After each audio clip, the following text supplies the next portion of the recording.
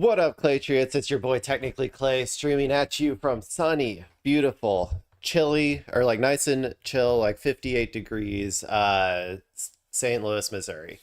It's a wonderful day out there. I got my window wide open. You can see my cat in the background is about to, I think, hop up there to check out the window. Yeah, there she goes. Um, she wants to get outside just like I do, but here I am anyway, people. Here I am. Yeah, so yesterday I did not stream. So since the last time you saw me, I'm just gonna go over like from yesterday because so I worked my normal half day. I was gonna stream, but then me and my wife decided, let's just I'm just gonna take the day off and we're gonna just like watch Stargate, play Slay the Spire, or I played Slay the Spire. She played like Palia or something, I think. And then we went to the Cardinals game with her parents. And I should check, did we actually win? We left a little bit early. We were losing when we left though.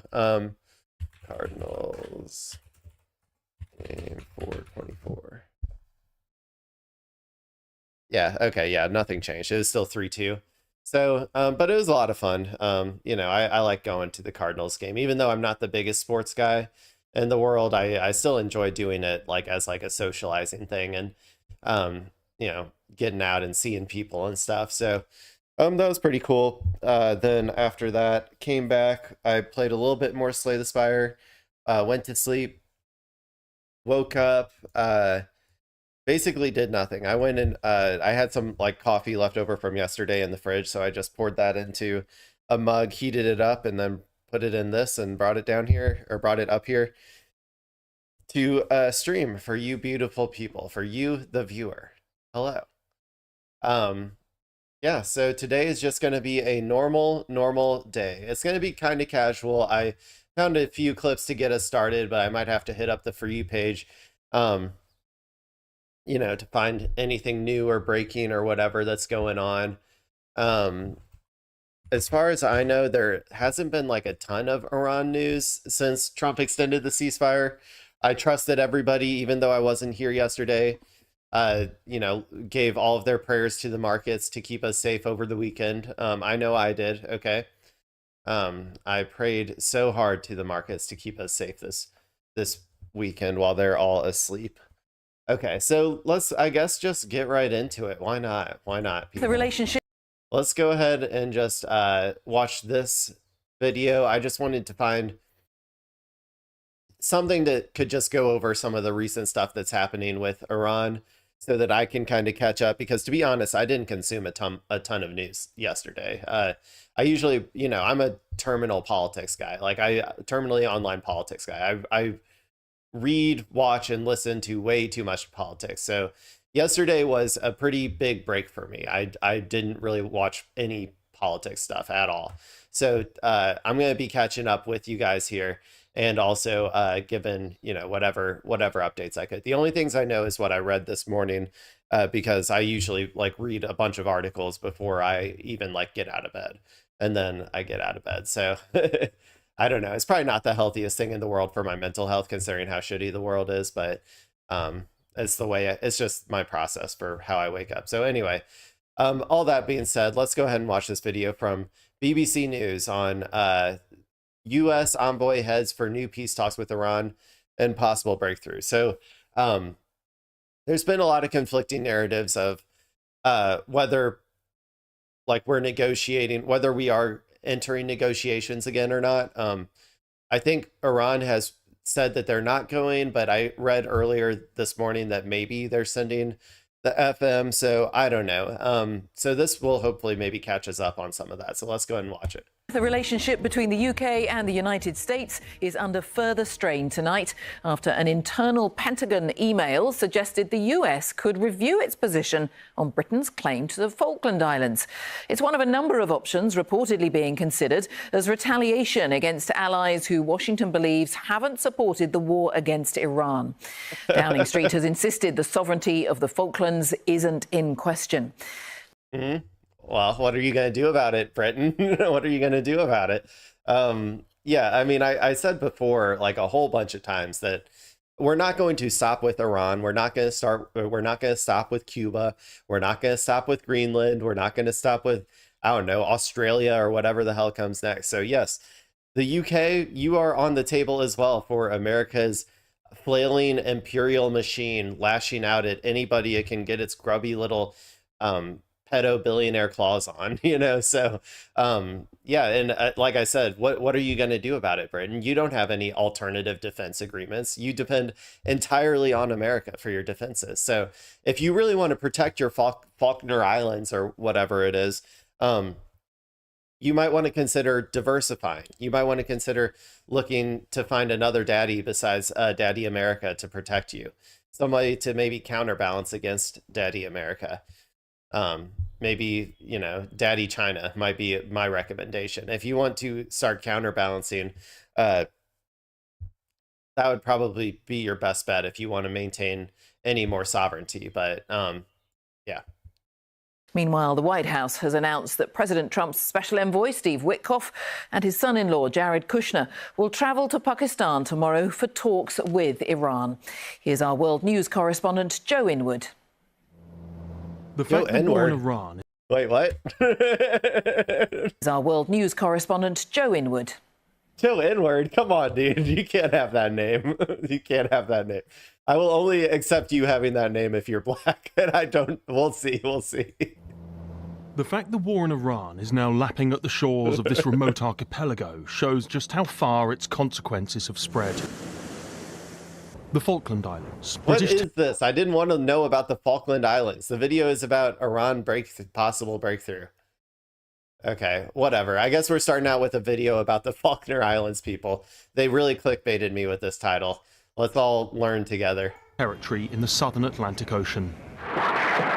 In 1982, Argentinian forces tried to capture them, but were eventually defeated at the cost of 255 British servicemen, 3 islanders, and 649 Argentinian personnel. Now, these islands are at the centre of a diplomatic row within the Western Alliance, after a leaked Pentagon memo suggested that the US could support Argentina's claims on them as punishment for the UK not joining the war in Iran. Europe and Asia have benefited from our protection for decades, but the time for free riding is over. It's so stupid. America dude. and the... It's so stupid. America, these people are so dumb. If you actually believe that this was like a one-way beneficial street of us offering them protection, then you are the dumbest person in the world. This was obviously a mutually beneficial agreement, okay? It was mutually beneficial for America to like offer its protection umbrella to these countries. And in exchange, they would basically give up their sovereignty so that America could, you know, do its like imperial ambitions all across the world. Like that was the deal. That was the deal that we made with them. And so now we're just like scrapping the beneficial part of the deal for the other person, and we're just keeping like the part that's supposed to be like, or like we want them to essentially like be even more vassalized to America, or like give up even more sovereignty and be like, we're not even going to protect you anymore. Like we're giving up that portion of the deal. That just means that we're just going to lose all of our influence and our soft and hard power when it comes to those countries. So yeah, this is, you know, this is really dumb. They're all so stupid, man. We have a cabinet of buffoons up there. The free world deserve allies who are capable, who are loyal, and who understand that being an ally is not a one-way street. It's not only the UK. No, it is. Now you're saying it is a one-way street. It's just our way or the highway is what you're saying. Yeah, this isn't going to be good for like America's like alliances and stuff. This isn't going to be good for NATO, but I don't like NATO, so I don't really care that much. If I don't know, they're just doing a bunch of stuff. Like I always think about how like people would react if like a Democrat did all of the shit that they're doing right now in the Trump administration. And like the media would be freaking the fuck out if a Democrat did any of this shit. Like if a Democrat started beefing with like our closest allies, if a Democrat started like tariffing our closest allies, if a Democrat started like bringing up the concept of like maybe getting out of NATO. If a Democrat started like buying stakes in like in companies like Intel or whatever that Spirit Airlines and stuff. Like if they did any of this shit, the media would fucking freak the fuck out. They would be like, these are socialist communists who are trying to destroy the American capitalist system that has kept us safe from communism for over 100 years. How dare they? But then when Trump does it and when fascists do it, they're like, oh, I guess it's okay. Like, it's so funny to me, man. It's crazy. We live in a crazy world. But like, it is funny that they are essentially doing like all of my wildest dreams of like destroying the American empire. They are doing it at a record pace, man. It is awesome. It is awesome to see. Yeah, let's destroy NATO, please. I really would love that. I would love it so much. Please keep threatening me with a good time. I love it. The self-styled Secretary of War was taking aim at. The leaked memo also suggested that Spain, a fierce critic of the attack on Iran, could be kicked out of NATO. Well, we don't base our work on emails. We base it on official documents and the stance taken in this case by the US government. The Spanish government relies, but always within the framework of international law. The British government was equally dismissive of the suggestion in the memo, saying in a statement, the Falkland Islanders have voted overwhelmingly in favour of remaining a UK overseas territory, and we've always stood behind their right to self-determination and the fact that sovereignty rests with the UK. You can't have sovereignty if you don't have a way to defend that sovereignty. Not in a might makes right world, baby. You gotta be able to. You gotta start doing the Iran strategy if you want to keep your sovereignty. You got to start building up tons and tons of missiles that can reach, all of the strategic waterways around your area and all of your neighbors and grind the system to a halt, and then maybe you will have some semblance of sovereignty. But no, you don't just get sovereignty now. You don't. That's not the way the world works anymore. We're back in the era, like the new era of like neo-imperialism, neo-colonialism. So if you can't protect your territory, then you can't do anything about it. That's the way that the world works now. That's how America, that's the direction that America is going. And because nobody can counterbalance America, that's the direction the world is going. In truth, this is not a story about the Falkland Islands, but about the continued diplomatic consequences of the US decision to start a war in Iran without consulting its allies and then blame them for not joining in. Bringing it to an end is now the main focus in Washington, and tonight it's been announced that more peace talks will take place. We hope progress will be made, and we hope that positive developments will come from this meeting, and we will see. And the President, the Vice President, the Secretary of State will be waiting here in the United States for updates, and the Vice President, I understand, is on standby and will be willing to dispatch to Pakistan if we feel it's a necessary use of his time. Tonight, as the Iranian delegation arrives in Islamabad, there is at least the possibility of progress towards peace, however remote. But it's not just old enemies with whom diplomacy will be required. Joe Inwood, BBC News. Well, let's get the latest from Gary O'Donoghue, who's in Washington. What more are we hearing, Gary, about those talks in Pakistan? Well, I think they're approaching these talks with a good deal of caution here in Washington. They are sending Steve Witkoff and Jared Kushner, as we know, but they are not at this stage sending the Vice President, J.D. Vance, as they did 2 weeks ago when that first round of talks ended in complete failure. Now, the planes were on the tarmac earlier this week ready to go. They were put back in the hangar because there wasn't perceived to be any progress, and the President gave Iran a pause, an indefinite ceasefire extension to come up with what he said was a unified proposal. Now, we don't know whether there is such a unified proposal at this stage. We know that things have got worse in terms of the Strait of Hormuz, and they're still at loggerheads over things like Iran's nuclear capabilities and their proxies in the region. But, Jane, as someone once said, jaw is better than war. And there's certainly a focus here. That's the most British shit I've ever heard. Jaw is better than war. Okay, dude, sure. Oh, there goes the audio. Way out of this conflict for both the president. That phrase both broke me and broke the technical, like the tech equipment too, apparently. And the country. Gary, thanks very much. Gary O'Donoghue in Washington, D.C. Apologies, we lost some of the sound there too, Gary. Israel has launched more attacks on southern Lebanon, accusing Hezbollah militants of firing rockets in order to sabotage a ceasefire that's been extended for 3 weeks. Since March, the Lebanese Health Authority says more than 2,000 people have been killed in Israeli strikes. And according to the UN, more than 1 million have had to leave their homes. Our Middle East correspondent Hugo Bashega reports from southern Lebanon. She fled her village in fear, moved to Beirut thinking she would be safe. But an Israeli airstrike there killed her earlier this month. Zahra was 26. Her body was only brought back home and buried 2 days ago. Ali, her brother, came to play verses of the Quran for her. It's very sad. The hardest thing in life is losing someone from your family. That's the hardest thing. There is now a ceasefire, but just moments ago we could hear a drone flying overhead. The war never ends with Israel. There was a ceasefire agreement. But listen, you can hear the drones.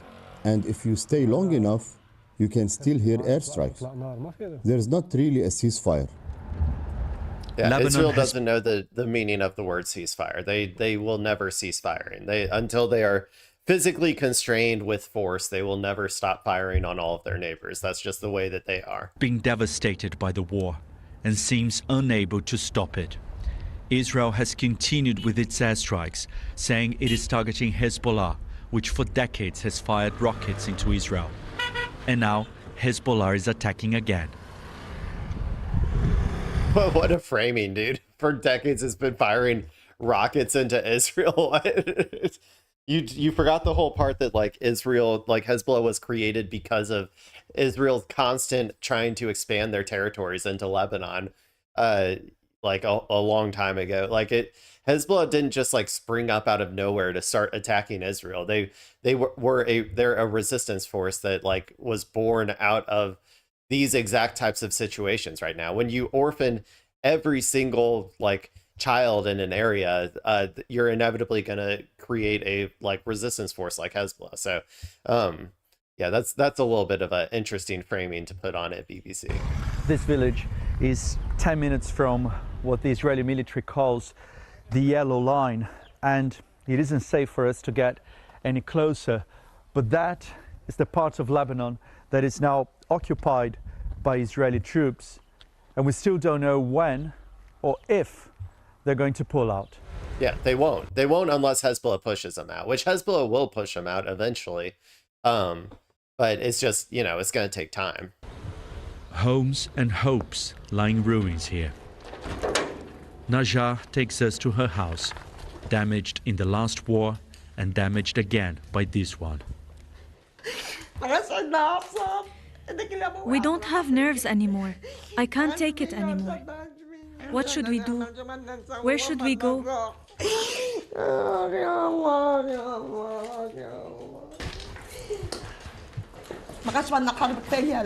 We don't want war anymore. That's enough. We are exhausted. Well, unfortunately, there's nothing you can do about it. Israel is still there, so there's nothing you can do about it. I'm sorry. I mean, it does suck. I am truly sorry for these people, but until Israel is restrained by America, then this is going to just keep happening forever. The ceasefire has been extended, but lasting peace remains elusive. This is a land that has seen many rebirths because of wars. And once more, its people are being forced to start again. Hugo Bashega, BBC News. Yeah. Israel is I guess America is probably the largest state sponsor of terror, but Israel is the largest terror organization that has ever existed, as far as I'm aware. I mean, the IOF has hundreds of thousands of people in it. I don't know if there's ever been a terrorist organization as big as the IOF. So, yeah, well, there you go. We caught up a little bit. Let me see if I can find any more Iran news real quick. I'll pull it up so you guys can look. Iran news. Iran making an offer, according to NBC. Holding talks.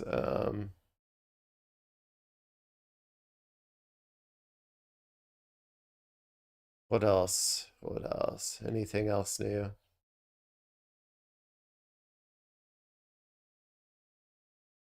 Okay. Let's go ahead and see what this one's about. President Trump says Iran is making an offer to the US. We'll see. I mean, this is probably just Trump speak, so I don't know if this is gonna have anything actually new in it, but let's see what they're talking about here.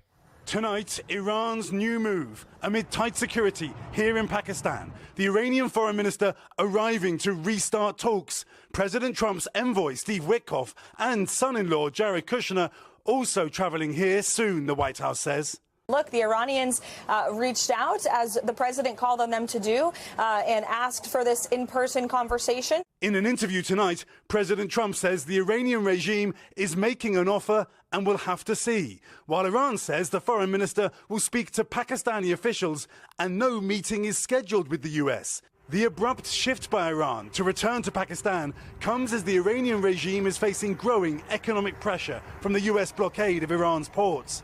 I don't think that has anything to do with it, to be honest.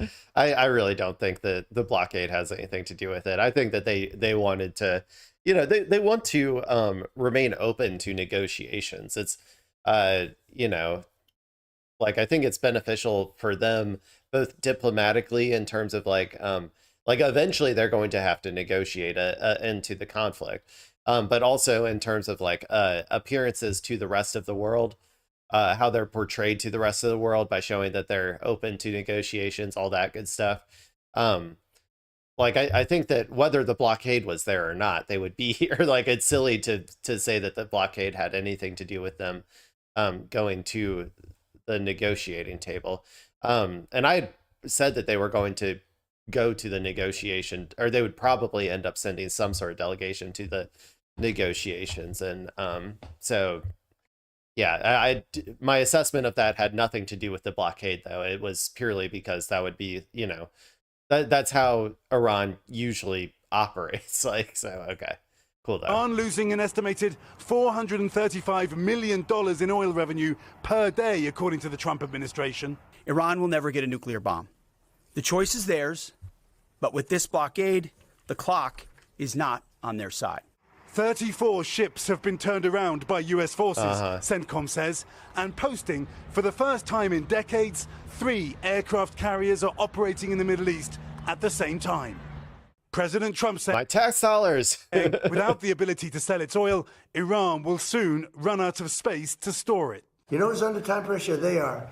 Because if they don't get their oil moving, their whole oil infrastructure is going to explode. Back here in Islamabad, the Iranians have arrived without them. I mean, they can still sell oil. Like, I don't understand what they're talking about. Number one, like, there are likely shadow fleet vessels going through. I don't think America is capable of blocking every vessel. If a bunch of them are coming through, I don't think they're capable of that. But so I've heard reporting of that. I don't know for sure. It hasn't been like confirmed by America, but of course it wouldn't be confirmed by America anyway, even if it was true. So so there's that. But there's also, like, they can sell oil over land routes. It's just less efficient. Like, and also oil makes up like 10 to 20% of their GDP. GDP doesn't matter in times of war, in a wartime economy. Like, losing 10 to 20% of their GDP, okay. Like, I think Ukraine also has lost 10 to 20% of their GDP during the war. They're still doing just fine. Like, I don't know. That's a silly assessment in my book. Iran's going to be fine with or without the blockade. Now, the rest of the world, well, if there's not actually enough oil getting out, the rest of the world will have a much harder time than Iran will. Man who was their lead negotiator, while Vice President Vance is on standby to come only if there's progress. If there are face-to-face talks, they will be tentative at best. We thank you for watching, and remember, stay updated on break. Okay, let's see if we can get maybe some Fox News clips, because Fox News is like the most fun channel to watch, so maybe we can get some info. What's this one? No chain of command. That seems like a nice cope from Fox News.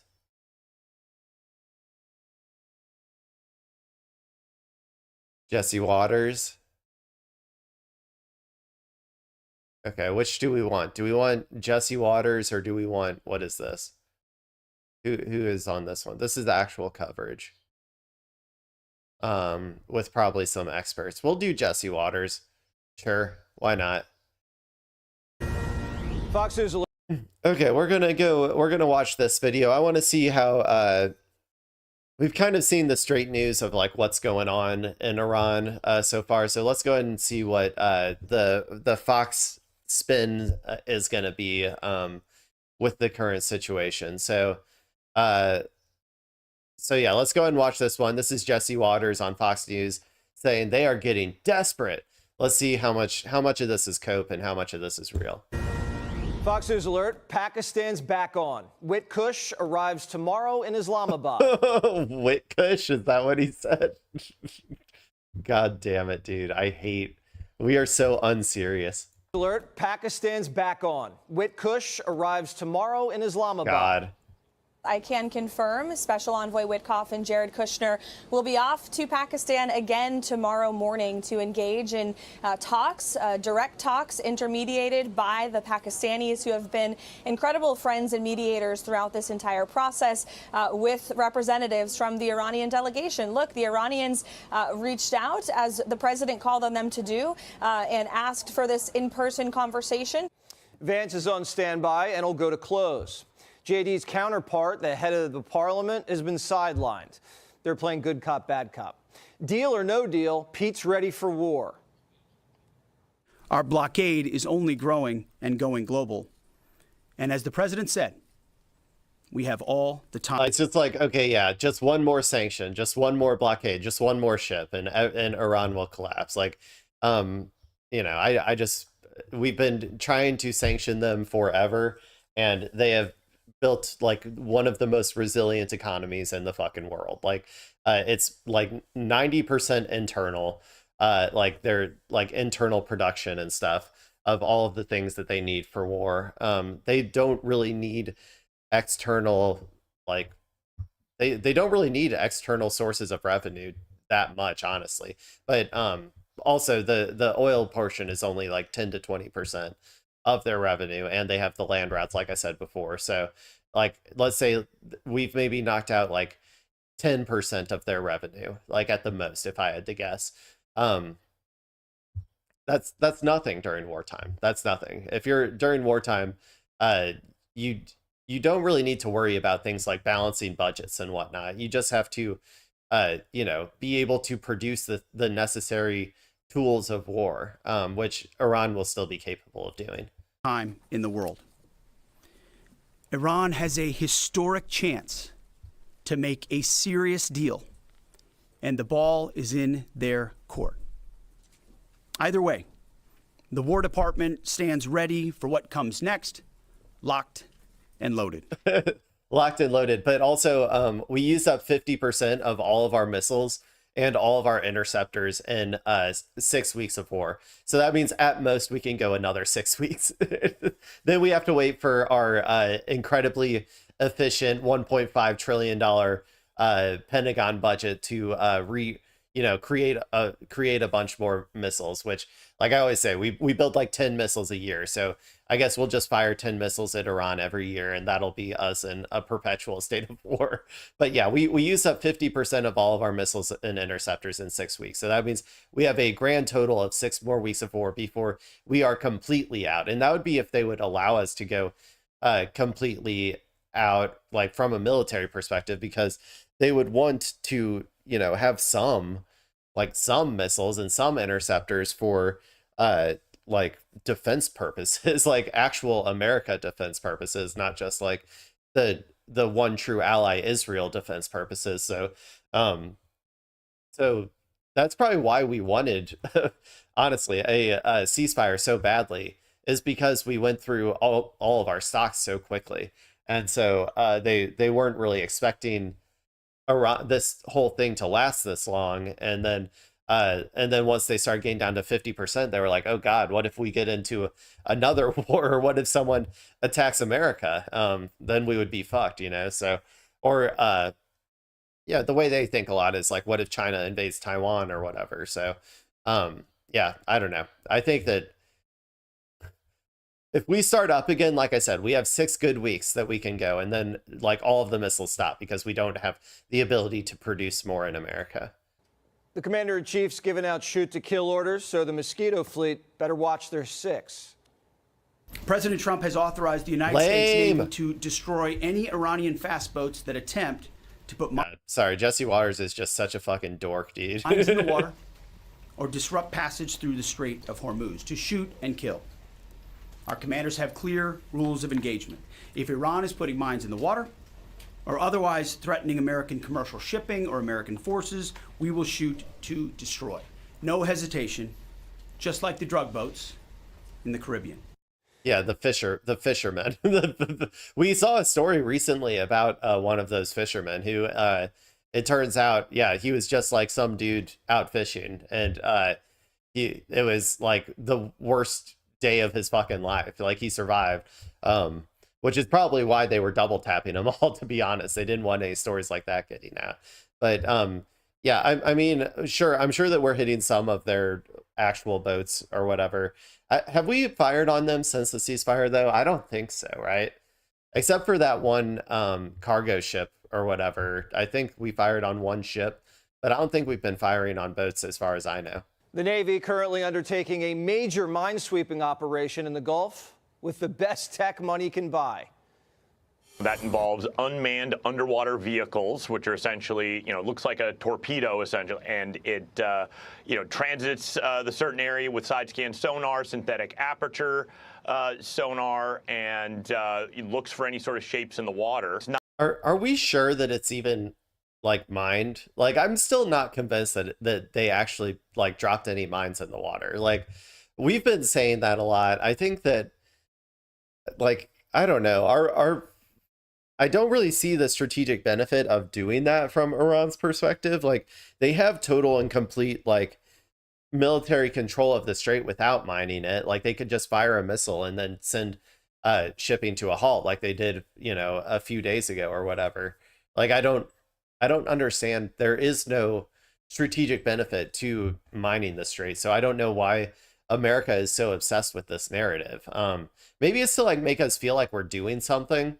A lot of times when like empires are overextended and they're in a war of choice that they can't get out of, a lot of the times they like just like keep striking the same things over and over again, or just like do a lot of like feel good things to make them feel like they're doing something.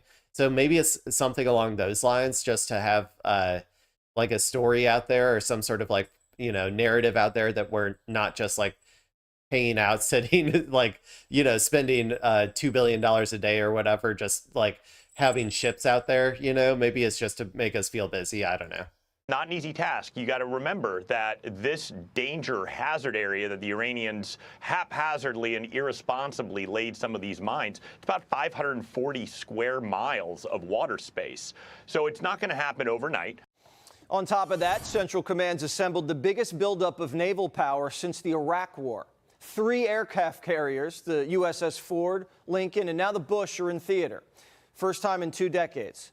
They come with 200 aircraft on board and 15,000. Yeah, so much for the pivot to Asia. You remember that when they were trying to extricate from all of our resource heavy resource dependent operations in the Middle East, trying to move those towards Asia to pivot to the actual threat, which was China, apparently.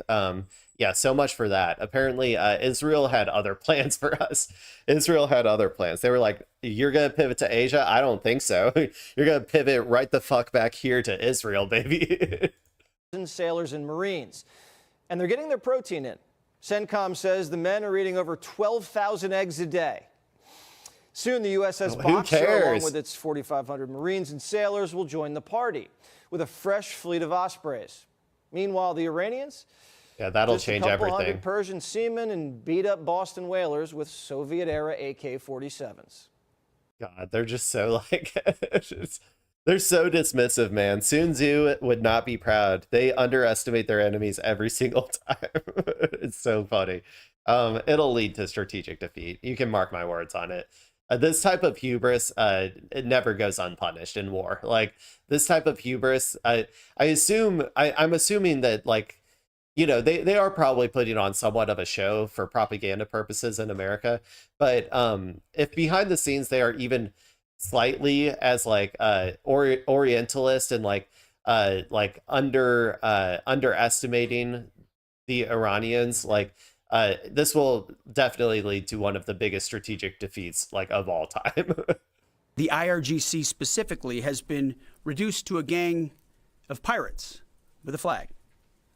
They cloak their aggression in slogans, but the world now sees them for what they are. Criminals on the high seas. They know that they're like Luffy. No, they're freedom fighters, baby. The United States of America control the flow of global shipping, and we know that they know. Their real navy is at the bottom of the Arabian Gulf. We're squeezing them like a vice. The blockades turned around 34 ships and counting, and the one that didn't turn around, now property of Uncle Sam.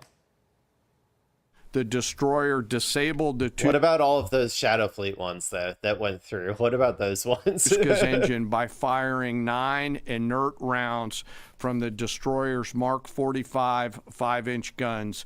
The vessel then reported issues with their engine, went dead in the water, and began to comply with U.S. directions and orders. Via helicopters, U.S. Marines maneuvered quickly to the disabled ship, boarded her from fast ropes via helicopter infiltration methods, and took custody of the ship. The ship and her crew remain safe in U.S. custody today. We took 2 more Iranian shadow tankers this week. One of them, the Tiffany, it's the same size. And Iran has taken, I think, 3 ships as well, as far as I know. So it's like they're doing the typical just tit for tat, like equal escalation. Iran has also taken, I think, if I remember correctly, 2 or 3 ships as well. Size is an aircraft carrier. U.S. military forces and law enforcement forces also went to the ship via rotary wing platforms, fast roped onto her deck, and secured her. After the ship was secured, a Navy control team is comprised of sailors led by a boarding officer that assumes control of a seized ship in order to secure the crew, the cargo, and the vessel. That ship was loaded with 2 million barrels of Iranian crude. Now it's ours. And the regime's getting desperate. They just brought one of their old... Okay. If they're trying to do shipping through the Strait right now, like that, I will almost guarantee you that they are getting Shadow Fleet ships out the door. It's impossible to impose like a blockade on this if you have a bunch of ships going through. Like, you can't stop all of them. I think that it's just a numbers game. Like, sure, you might be able to stop a few, as America has done here or whatever, but you definitely can't stop all of them. So I'm leaning towards like they're still probably shipping oil, if I had to guess. Rusty tankers out of retirement because they're running out of space to store oil. They have to store it somewhere, and they can't shut down the well without damaging what's underneath. The regime's bleeding cash. Friday is payday, and they're garnishing the guards' checks. The country's already facing hyperinflation and mass unemployment, and every day we take a $400 million bite just one more sanction. It'll solve the entire problem. They'll collapse any day now. Any day, people. Just like they were going to collapse as soon as we started, as soon as this war. They were going to collapse, and just like they were going to collapse after we implemented all of those sanctions on them before. We keep praying for their collapse, and it just keeps never happening. So my tendency is to assume that this is also not going to happen this time. Their budget might not sound like a lot to us, but for them, it's like bombing their banks. Operation Economic Fury intensifying. Treasury just froze $350 million in Iranian crypto. And this is significant. Trump sanctioning the Chinese, their sugar daddy, a major Chinese refinery, and 40 shippers for buying the mullah's black market oil. The regime isn't even trying to win the war. That's not gonna do it. Okay. America is fucked against China. There's nothing America can do against China. China has so many cards that they can play against America that like this will probably be, if this has any actual impact on them, they could just immediately shut off like the rare earths. I think I saw that they were reviewing some dual use exports or something to the EU. So that might be a retaliation for this, to essentially just punish the American vassal states over in the EU. So like, okay, sure, dude. Sanction China. Let's see how that fucking goes, man. Let's see how that goes. It's not going to be pretty for America. If you thought prices were high on stuff now, yeah, just wait until China starts implementing like export controls and stuff. And then also and stops like buying all of our, like, you know, a lot of our product as well. But also our entire military industrial complex depends entirely on China. You know, those 50% of missiles and interceptors that we've already blown through in 6 weeks of war. Guess the only way that we are capable of building those back up over the next, like, I don't know, it'll probably take 20 years to build them all back up. But the only way to do it is with materials and products from China. So yeah, okay, sure, dude, sure. Can't. It never could. They're just trying to hang on to power. Within the regime, they're facing a massive water crisis, a massive currency crisis, and an opposition that's been on the streets 7 times in recent years, including most recently a few months ago, where hundreds of thousands of people were on the streets yelling death to the dictator, and the regime had to slaughter its way through that protest. So that is not a regime that is strong. That is a regime that is losing all its offensive capabilities and its internal control over its people. You'll also notice that they haven't been out there at all since the war started, since everybody rallied around the flag and everybody is all, you know, rah pro-Iran now. Yeah, they haven't come out at all, as far as I know, the protesters. Turn to ceasefire. That's not to say that there isn't dissent in Iran. There's dissent in every country. But you're not going to be dissenting when your country is being like bombed. Offensive capabilities and its internal control over its people. Trump turned a ceasefire into a cage. Iran can't escape. They can't buy or sell anything to the world, and all their factories are flattened. So their economy can never come back without a deal. The regime's completely dysfunctional. The gay Ayatollah lost his leg and can't talk because his lips are so burned. Oh my God, dude. The gay Ayatollah lost his leg. What the fuck is wrong with our media, man? That was one of the funniest stories where they thought that, like, they had some report that like the Ayatollah was gay, and then everybody in Trump, like in the Trump baboon like cabinet, like started chuckling about it to themselves. Oh my God, we are so unserious, man. This is ridiculous. What? Okay, Jesse Waters, why don't you go like deflate some more tires of your interns and try to get them to go out with you again? Come on, bro. I would much rather hang out with the gay Ayatollah over here than your date rapey ass. Like, come on. He needs a facelift. The country went from a fearsome regional power to a gang of pirates. The leader even has a peg leg. We control the clock. All Trump has to do to win is wait. It's the opposite of a forever war, where we fought forever and never won. If anybody was ever wondering what like pure unadulterated propaganda from a state outlet in Korea or something feels like, this is what it feels like. Okay, people, if you ever watch like yeah, like DPRK, like propaganda outlets, like this is exactly what it feels like. It's a person telling you, like, making you feel good about yourself over and over again, and telling you like over and over to your face exactly what you should believe and why you should believe it. This is, yeah, this is the closest thing to like North Korean like state media channel that you will ever see in America. It's the opposite of a forever war, where we fought forever and never won. Now, we just have to wait until the enemy says, that's it, you won. Iran you're going to be waiting for a while, baby. You're going to be waiting for a while. Iran could sustain with this current level. Okay, let's say with the blockade and stuff. Let's say that I mean, I believe that the blockade puts a lot more pressure on the rest of the world and on America than Iran, but let's just take that out of the equation. Let's say that the rest of the world is going to be fine. Somehow America is able to produce all of the energy that the rest of the world will ever need in perpetuity. And we just keep this blockade on forever. And we have infinite money to continue to operate this blockade for the rest of time. And there will be no repercussions for all of these things to the rest of the world. This is a completely disconnected reality from what's actually going to happen with the amount of pressure being put on America and its allies. But let's just hypothetically say that's the case. So if that were the case, I think Iran could sustain itself indefinitely. The same way that with all of the sanctions that we also said would collapse the regime, Iran sustained itself indefinitely.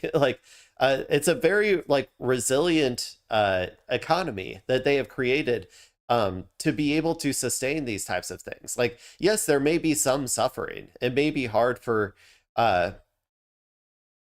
it may be hard for some industries and stuff, but overall, I think that they would be able to sustain this, like I said, indefinitely. Even if there was no impact on the rest of the world. But the truth of the matter is that this is going to impact the rest of the world and America way more than Iran. It was the dumbest decision that we have ever made. It was probably the dumbest strategic decision that I have ever personally seen, witness in real time in the realm of geopolitics, to maintain this blockade even after Iran said that they were opening up the strait.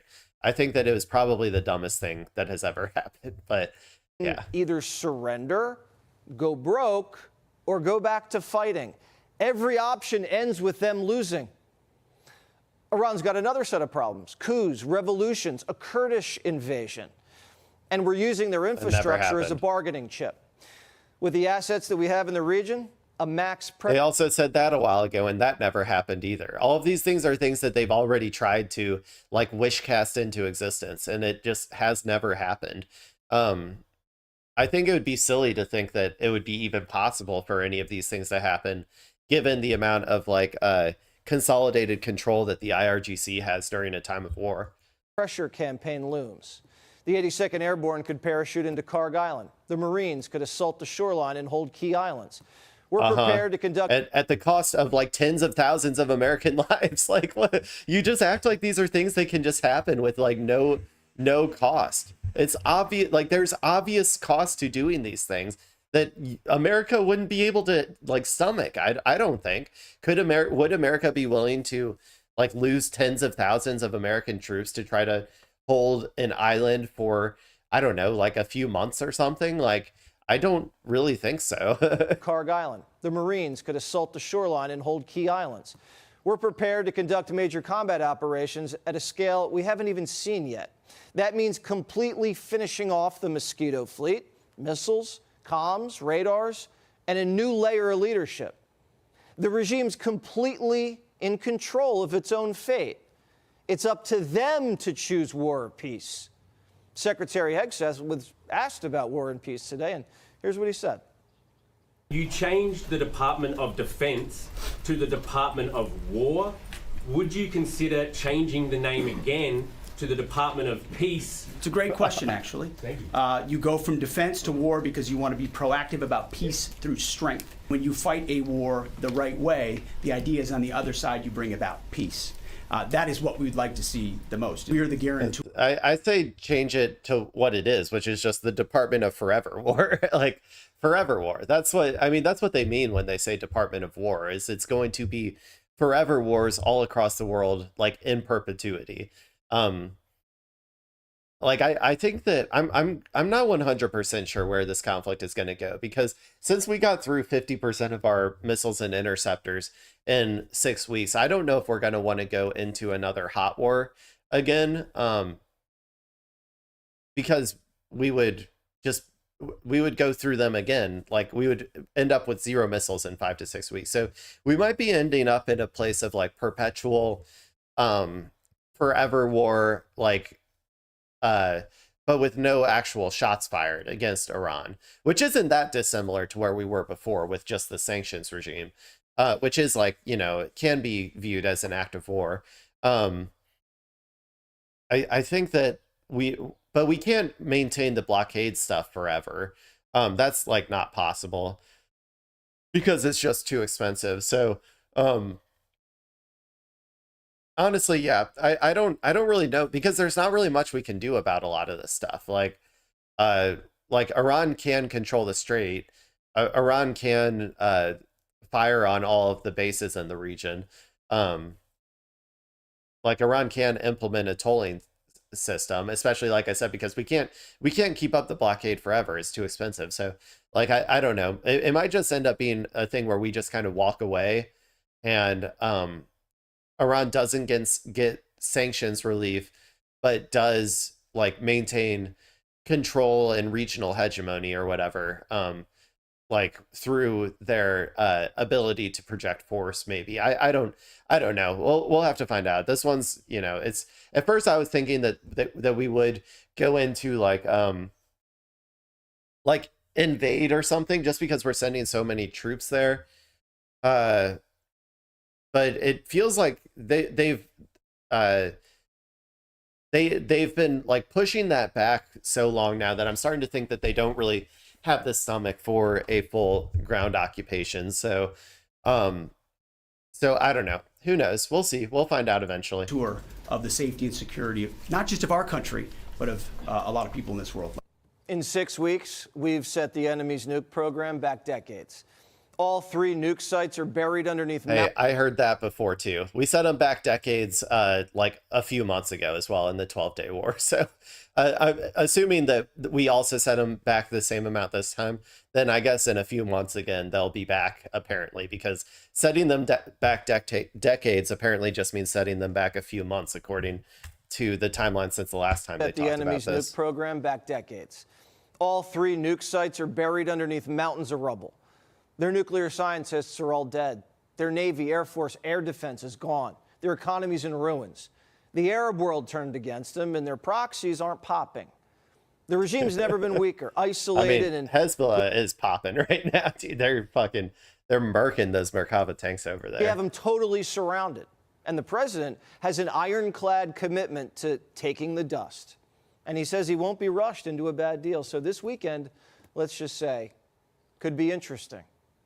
He won't be rushed. But don't it's not a forever war, people. He won't be rushed, but it's not a forever war. It's just a war with indefinite outcomes and no timeline. Don't call it a forever war. Man, Jesse Waters is hard to watch. He is difficult to watch, man. Because he's trying so hard to be you know, like the best propagandist he possibly can. Maybe I guess it probably works for the boomers that watch Fox News, but it doesn't work on me. Okay, people, it doesn't work on me. Okay, let's go and see what else we got. Maybe we can get off the Iran stuff. Here's something the United close, somewhat related, I guess. Okay, so everybody knows my opinion on NATO.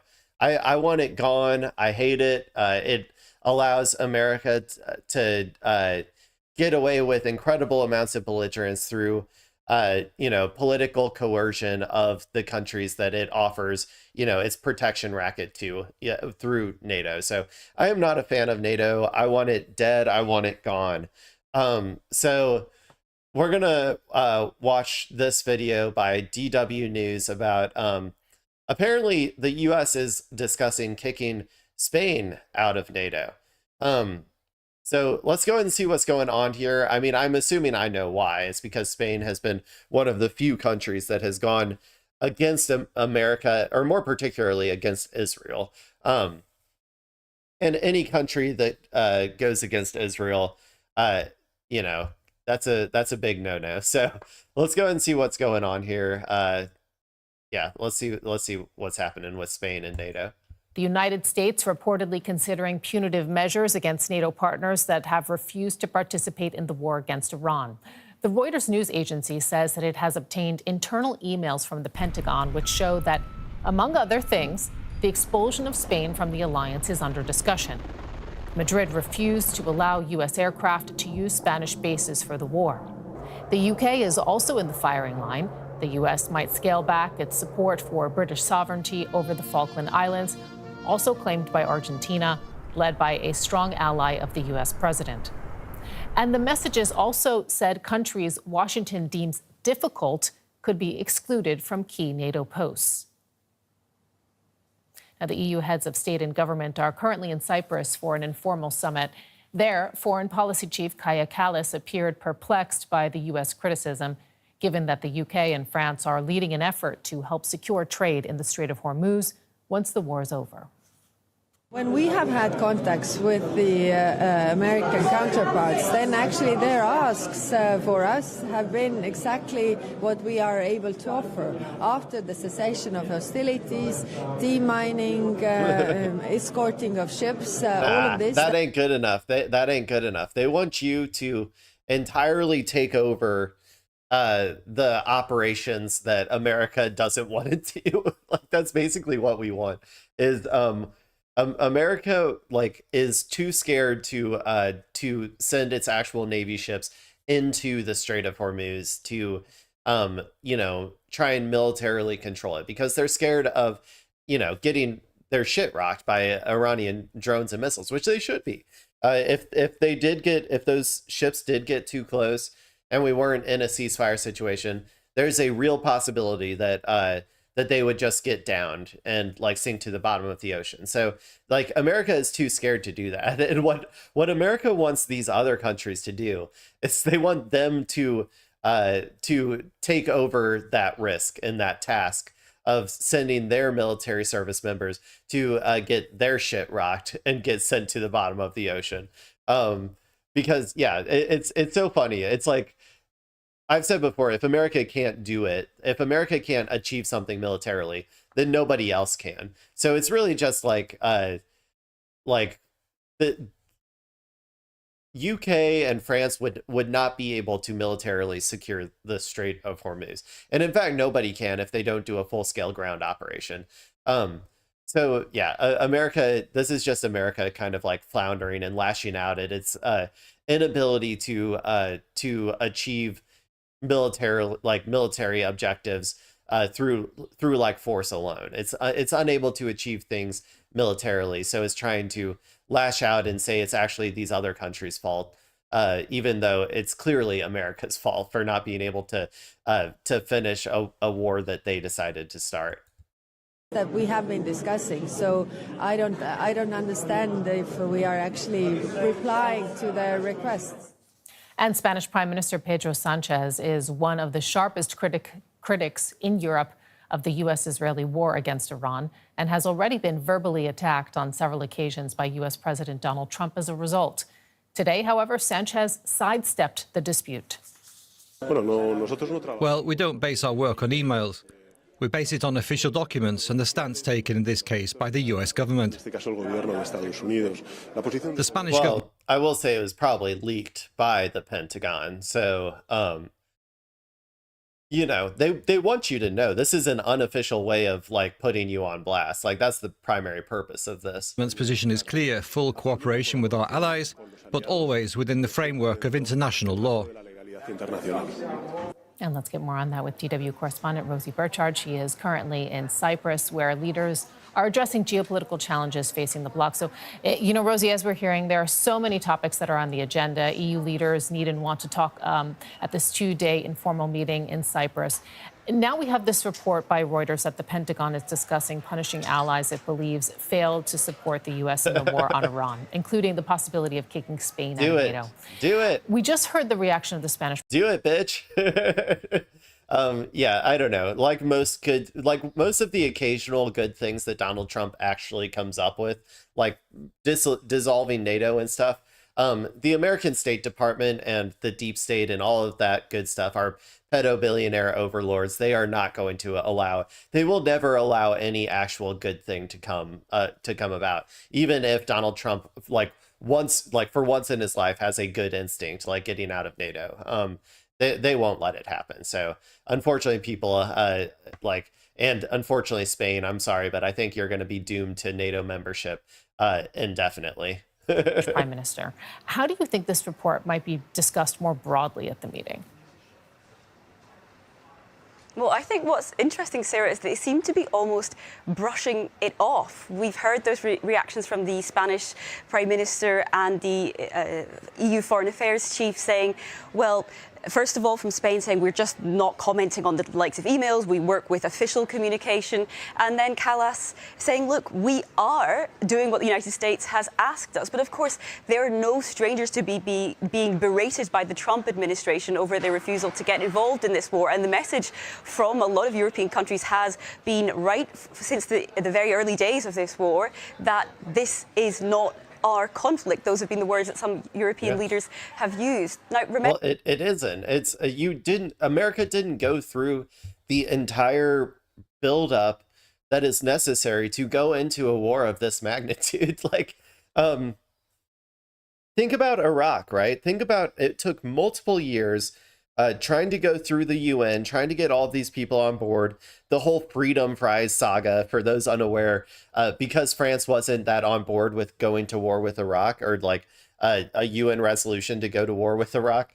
Americans started, they renamed French fries in the halls of Congress cafeteria to Freedom Fries. That's a fun little side note for people. But if you think about all of these, the propaganda effort to get the American people on board, the UN effort to get the rest of the world on board,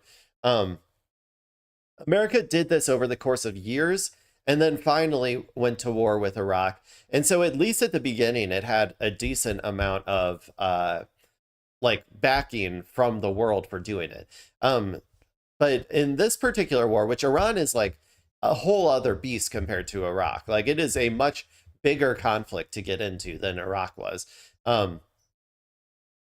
And so doing this without any of the same propaganda buildup, which you would have probably needed even more time to build up the propaganda to actually go to war with Iraq or Iran and get some of these other countries on board. And I don't even know if it's possible at this point, considering how much damage Trump has done to America's a couple things.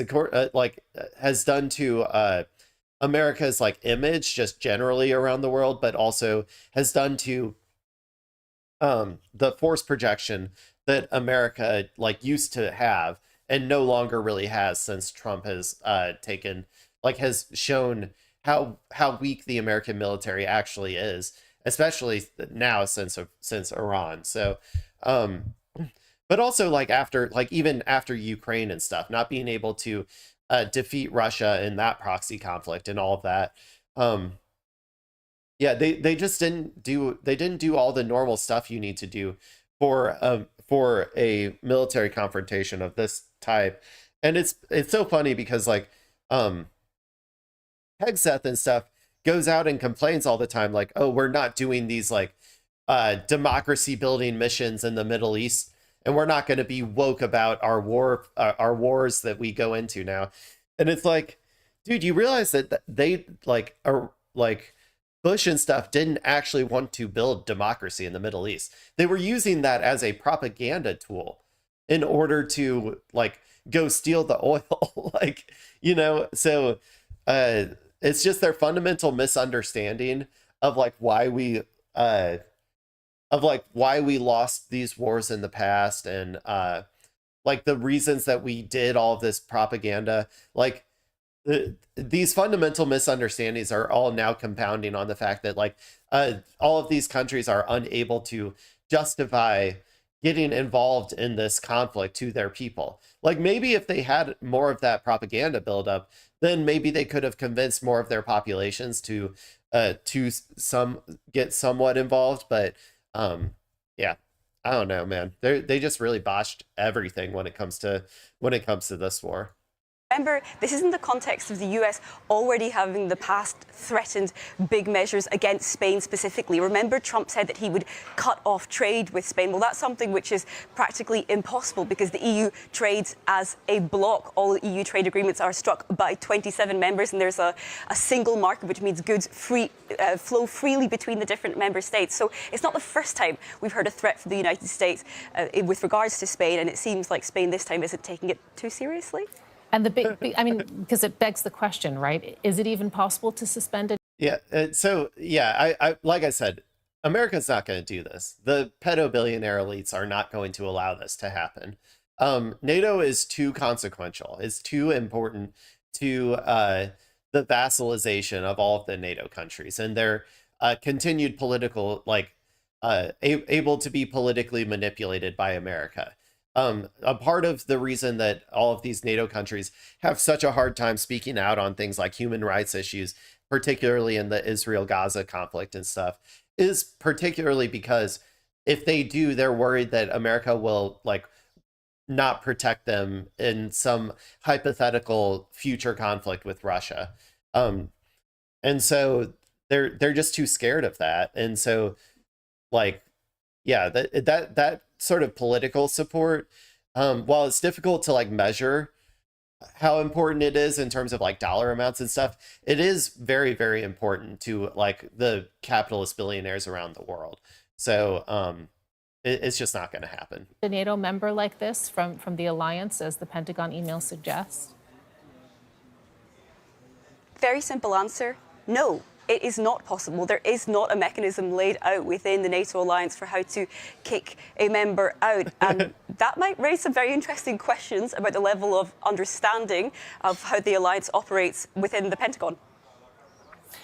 So, against that backdrop then, EU leaders are also talking in Cyprus about how the EU mutual assistance clause could practically work. Because, you know, unlike NATO's Article 5, this EU mutual assistance clause is not backed by like a relatively detailed plan, is it? No, not at all. And that's what's really interesting about this, because we know that Article 5, it says clearly an attack on one is an attack on all. It's based on this broad concept of deterrence, and there are stages and actions to be taken if a country were to find itself under attack. The EU has this much lesser known mutual assistance or mutual defence clause written into its treaties, and it's kind of flown under the radar for years. That's because the words are clear. It does say that member states are bound to, in one way or other, help each other, but what that means is totally unclear. What would they have to do? When? How? On what timelines? What would different member states contribute? And that is something which Cyprus, which is the host of this summit and which is not a member of the NATO alliance, has been pushing forward with. Cyprus wants to try and clear that up, and it's pushing now to have a kind of situation room where European countries sit down together and talk through a scenario in which a fictional aggressor, let's say, would be attacking country X or Y, and all the different countries have to look at, okay, well, what would we do in that situation? What kind of support could we provide? Would we run into any legal difficulties? Who would hold the talks where, and what would be the timeline for making decisions? These are questions they don't have answers to yet. Cyprus is trying to hash those out, but it's not in. Okay, so if I'm following this, and I was looking at some stuff at the beginning, so I might have missed a part of it, but I don't know if this is something that already exists, but or something that they are creating, or maybe just like giving more details to. But it sounds like they're trying to create a defense obligation pact outside of the realm of America, right? Like, so that they don't have to rely, or theoretically, so they don't have to rely entirely on America for all of their defense assurances. I think this is a good move like in the long term, probably. I think the EU as a whole, like the EU as a whole is like a middle power, if I had to say. They're not America, they're not China. Like even I'm talking the entire EU, right?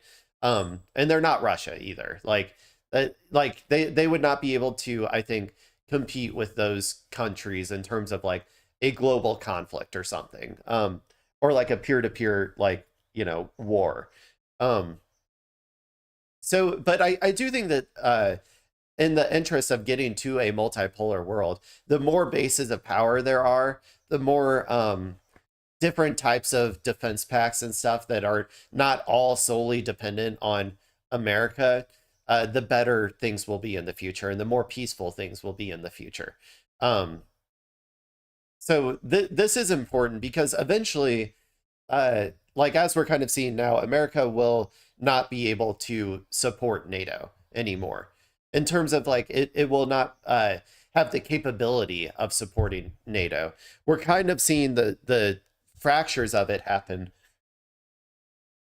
like particularly since Ukraine and Russia, where America is unable to get the outcome it wants in Ukraine, for Ukraine. But also definitely now with its conflict with Iran, people are starting to see how incapable America is of actually defending its allies. So eventually these sorts of like things will snowball into a realm where people are no longer going to trust America to be able to protect them. And then there's going to be a conflict at that point or at some point that will actually include a NATO country.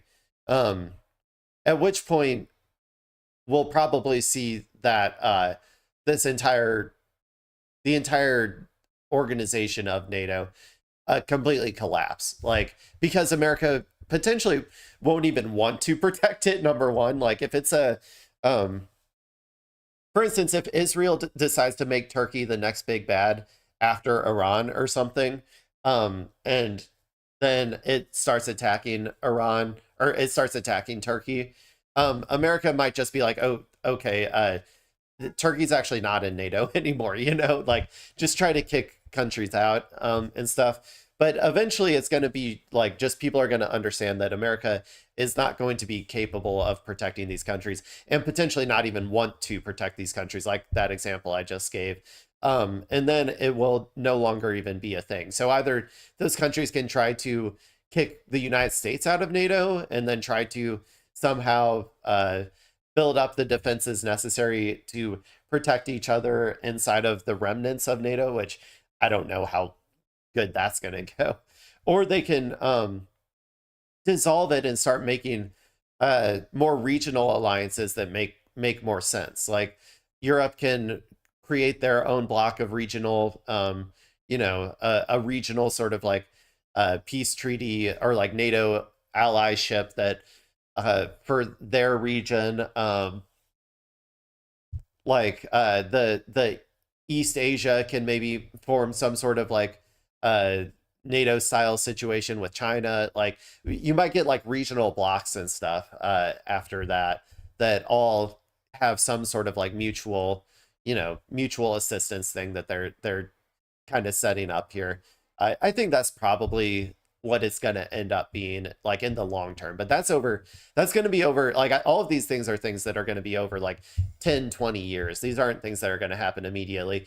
And any sort of major world events, like if this does turn into a global world war, can throw these timelines all over the place, because if that happens, there could be a major fracturing that happens in the aftermath of war, where if America gets like defeated like the Nazis did or something, right?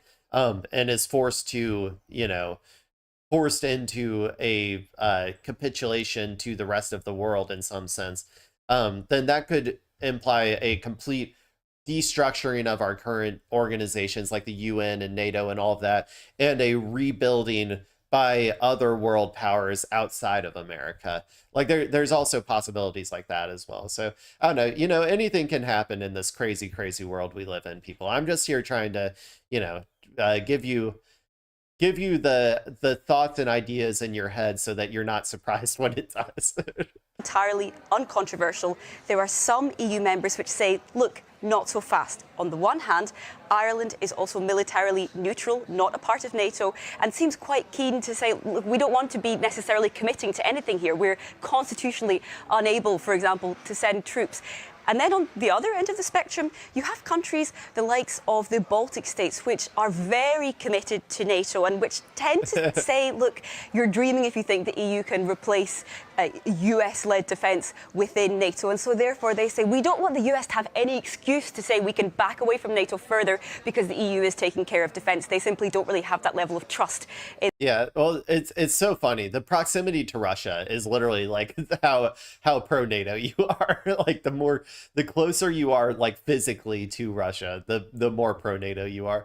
I would argue that these Baltic countries should form a regional bloc, like with Russia, like would probably be the better move to make. Like, I don't think that Russia is going to be some like imperial power that's going to that's going to just keep expanding indefinitely. In general, like, sure, okay, the leadership of Russia is more, I think, aligned with imperialism than, say, China is probably. But it's probably aligned with imperialism just as much as, like, America is aligned with imperialism. And I don't think that they're going to necessarily want to just keep invading their neighbors indefinitely, in the way that, like, in the same way that America doesn't keep invading like Canada or Mexico indefinitely. Like at some point you want to have stability for your people and for your region. So like I think that Russia would probably be okay with having like would not be like imperially ambitious around its borders if America wasn't installing military bases in all of these countries surrounding it. So my argument for a more stable like Baltic area would be for these countries to distance themselves from America, start, instead of working with America for their defense pacts, start working with Russia for their defense pacts. And then I think that there would be like much more like peace around that region as well. But I know like all of this stuff is probably like, you know, like making liberals and conservatives heads explode. With my thoughts on NATO, I guess, are definitely like, you know, I'm coming at it from a more realist perspective, I think, and not not like a propagandized like Russia is the bane of all evil perspective. You know, I'm coming at it from like what Russia materially wants from these conflicts, like the conflict with Ukraine, and whatnot, as opposed to like Russia is an evil country that is going to continuously invade every neighbor it possibly can, indefinitely, which I think a lot of these Baltic countries still kind of hold on to that sort of like propagandized version, which is really just a remnant of the anti-communist propaganda that came out during the Cold War. So they'd have to work through all of that if they wanted to actually get to a situation like that. But I don't know. We'll see what happens there. In their EU allies, that they would necessarily really come to help if they were to find themselves in great danger. And yet the conversation is happening about these, alternative mutual defense mechanisms other than NATO. What does it say about the level of concern? Here, I'll be right back. I gotta use the bathroom. That is out there among EU leaders about the NATO alliance? You bet there is concern. Concern, first of all, that the US will turn its back on NATO, and I think there's been many occasions in which they feel that really has already happened. We've seen Donald Trump over and over again berating NATO partners over the last few months. But there's also concern more broadly that not only might the US turn its back, that the US might turn against a NATO nation. Let's not forget of those threats from the US president against Greenland, which is a part of Denmark and therefore a part of a NATO ally. And that is something which the Danish Prime Minister spoke very strongly against. And we know that tensions have really cooled on that for now. We've not heard it coming up so much in the news cycle. We've heard Trump referring to it less and less. However, the damage has been done there, I think, when it comes to the trust in that transatlantic alliance. And I think that Greenland moment a few months ago was really a tipping point for quite a lot of these European nations when it comes to how they view the US. And there was a lot of accusation also, among the NATO allies that there was, this so-called policy of appeasement toward President Trump. What do you think has happened since the Greenland debacle and now? Is there still that policy in place, or are you experiencing a shift happening? It looks like they're hardening their stance, doesn't it? I mean, we're not seeing nearly so many of these moments where European countries are trying to suck up to President Trump in one way or another. And we've seen them taking more and more statements against him, speaking out directly in criticism, whether it was the Danish Prime Minister or recently the Italian Prime Minister, Giorgia Meloni, when she really criticised Trump quite loudly over his comments about the Pope. And of course, Meloni was seen as a close ally of Trump. So we are seeing a change in the rhetoric and the approach here from the European leaders when they're looking across the Atlantic. And I think they may have worked out that this play it nice approach hasn't really seemed to bear much fruit. Yeah, no shit, dude. They should tune into my broadcast. I could have told you that. I could have told you that the plane. It's so strange to me that these are the countries who, like, generally, like, hated and feared and, like, defeated the Nazis, right? And they for some reason think that capitulating to fascists in America is somehow going to like stave off the aggression of those fascists. Like, yeah, no shit, you shouldn't be capitulating to fascists, like, or like playing nice with fascists, assuming that they're going to like interpret, like, be like, oh, okay, these people they gave us something, so now we're no longer going to want to invade and take Greenland or whatever, right? Like, that's a silly mentality to have. Fascists, you cannot negotiate with fascists, okay? You have to defeat them. Like, you have to defeat them ideologically, politically, and if it comes to it, militarily. That's the only way to stop, the colonial takeover of these various countries. Trust me, the whole Greenland thing is not off the table. Like, it's put on the back burner. We're changing our order of operations here, but we're going to Iran right now. I kind of think that Iran, honestly, is like, sitting out in front, like, protecting, like, stopping America's, like, pedo billionaires from, like, getting their grubby little fingers all over, like Cuba and, like, Greenland and, I don't know, a whole bunch of other countries that I'm sure are, like, lined up in a row. Like, they have all of these plans lined up, like, in policy papers, and, like, a nice little line, like, of like, okay, we're starting with Iran, then we're going to Greenland, then we're going to Australia, and then we're going to, like, we're going to just keep going down the line and, like, trying to manipulate and, like, control all of these countries until we can't anymore, until we're, like, politically, economically, or militarily stopped, in that order.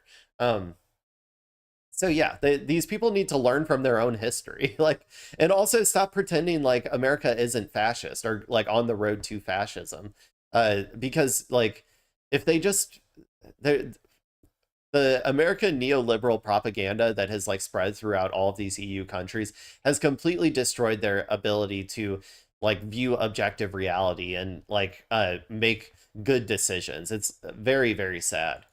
You remember that last year they accepted what was seen as a very lopsided trade deal, a trade deal that was seen to benefit the United States much more than Europe. And that was within the context of them having great fears about their own security. Remember that the Europeans are still whether or not their rhetoric reflects it, very much dependent on the United States for their security needs. And of course, they were also very concerned about the future of Ukraine. We saw the US flip-flopping on support to Ukraine over the last year or so, and they were trying and lock in some sort of predictability there. Well, they haven't got that predictability, despite signing up to this deal that many of them really thought was the price to pay for more security. And so I think they're really looking at now reflecting on the limits of that strategy. That doesn't mean that there are not many ways that the US could really hurt European countries, and that they do still have a lot that they stand to lose, particularly when it comes to that talk of defence. And of course, on technology, the technology that powers European businesses, European homes, well, that is pretty much all located in the US when it comes to cloud storage. And there's a start of a discussion here on tech sovereignty in the EU, but it's very, very early stages. And I think we're still quite far off when it comes to anything that looks like a true independence, if that is what these leaders are looking for. Right now, they're saying, look, let's stay friends, let's stay cordial, let's not try and face each other down. But of course, this is a US president which has shown himself to be very willing and able to send harsh criticisms across the Atlantic on sometimes almost a daily basis. Yeah, and it's not just going to be this president. It's going to be future presidents as well. These are trajectories that were set in place a long time ago. Even if there is a return to, like, we'll see what happens in the next election. Because there's three options, right? There is, a more fascist party wins, or like a more fascist person wins, like a Tucker Carlson or something. Like, that's possible as a presidency. There's a Biden situation where we get a quote unquote return to normalcy by putting in some neoliberal hack who's not going to do anything to change the material conditions of the working class, leading to essentially that's just like a slower version of option one, of like a worse version of Trump coming in afterwards. Which even if a Biden type person gets elected, I don't think that these EU people are going to have any, at this point, I don't think they're going to trust that this is going to go back to normal anytime soon, or quote unquote normal. And the third option, which is the best option, is you get a Bernie style figure who actually does, or like a Zoran style figure who actually does govern to materially improve the conditions of the working class to such a point that that they no longer feel the need to turn so heavily to fascism. I don't have my hopes up on the third one. I'm gonna be honest. I really I'm not trying to be like a bummer out there, but it's just all the signs that I'm seeing are pointing to the Democrats doing the exact same thing that they did last time, and forcing all left-leaning populists out of the party, or putting their thumb on the scale for the centrists. So I don't have a whole lot of faith in that third option. So EU, start diversify your defense agreements. You don't keep doing what you're doing with trying to get some EU mutual security guarantees or something. That's great, but also consider counterbalancing against America with China, the other global superpower. The only one who could actually defend you at this point in time against American aggression would be China. So you should probably be doing that. Even if you don't like China, it's good to balance these two superpowers against each other, because then you will be in a better strategic position in the future. So there you go. That's my advice to the EU.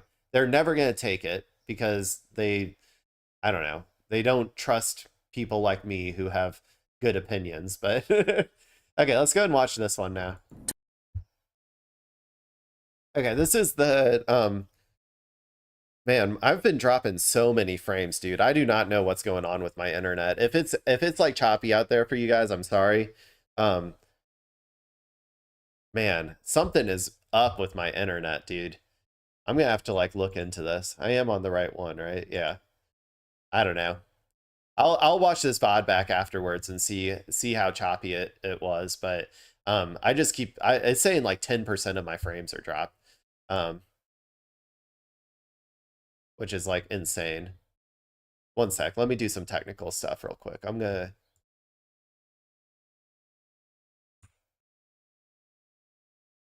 this.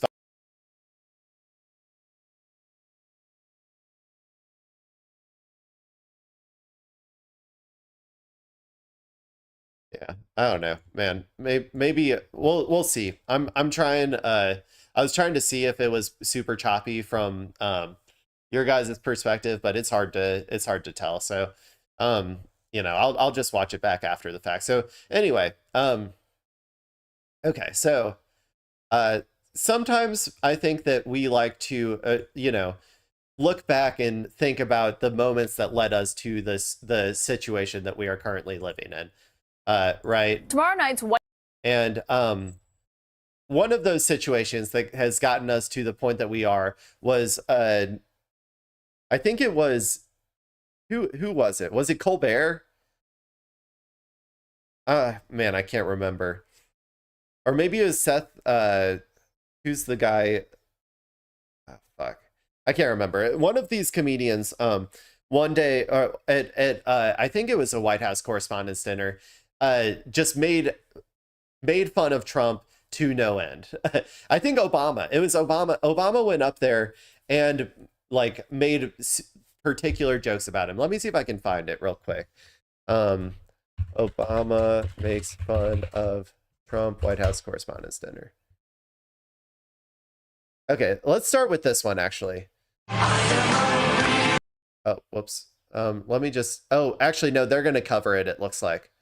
Okay, so never mind. We'll watch it as it happens in this video. But yeah, Obama made fun of Trump, and that basically set off the chain of that butterfly affected us pretty much into the situation we are now, where Trump was so pissed off at Obama that he decided to run for president and win, and also decided that every single thing that Obama ever did, including things like the couple good things that Obama did, like sanctions relief on Cuba and the JCPOA with Iran, he decided to tear those up immediately during Trump won. So basically all of the shitty things that we are living through right now are all go back to that one key moment. So Trump decided that he's finally ready, though. He had ignored going to the White House Correspondents Dinner, I think his entire first term, if I remember correctly.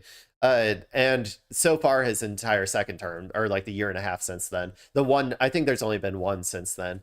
And so we're going to go ahead, but he's deciding to make a return. He's over it. He's decided to squash the beef with the White House Correspondents Dinner. So let's go ahead and see what's going on with that. This is CNN. Tomorrow night's White House Correspondents' Dinner is already attracting some of the biggest names in politics, media, and entertainment. And no one will have more eyes on them, though, or cameras, than President Trump himself, who is actually going to be making his very first appearance ever as president. And yes, as for tomorrow night, I hope that we will see all of you there. I know the president is very much looking forward to it. I think it's quite fitting that in our nation's 250th year, the most transparent and accessible president will be attending the White House Correspondents' Dinner for the first time. And his speech will be very entertaining. That is what I will tell you. Now, we don't know. God. Oh, God. Yeah, because the presidents usually do okay. I'm going to go ahead and give my thoughts on the White House Correspondents' Dinner for people. I'm going to start with that. I don't like it. Okay. I do not like our elites, our presidents, our, government officials getting chummy with the media. I hate it, actually, because the media is supposed to be adversarial to the government. It's supposed to be holding people to power. And I see the White House Correspondents' Dinner as this big in club, this big party of like a bunch of Epstein associates, essentially, all just coming together to chum it up and build relations with one another in a way that is basically foundationally opposed to the founding of our country and the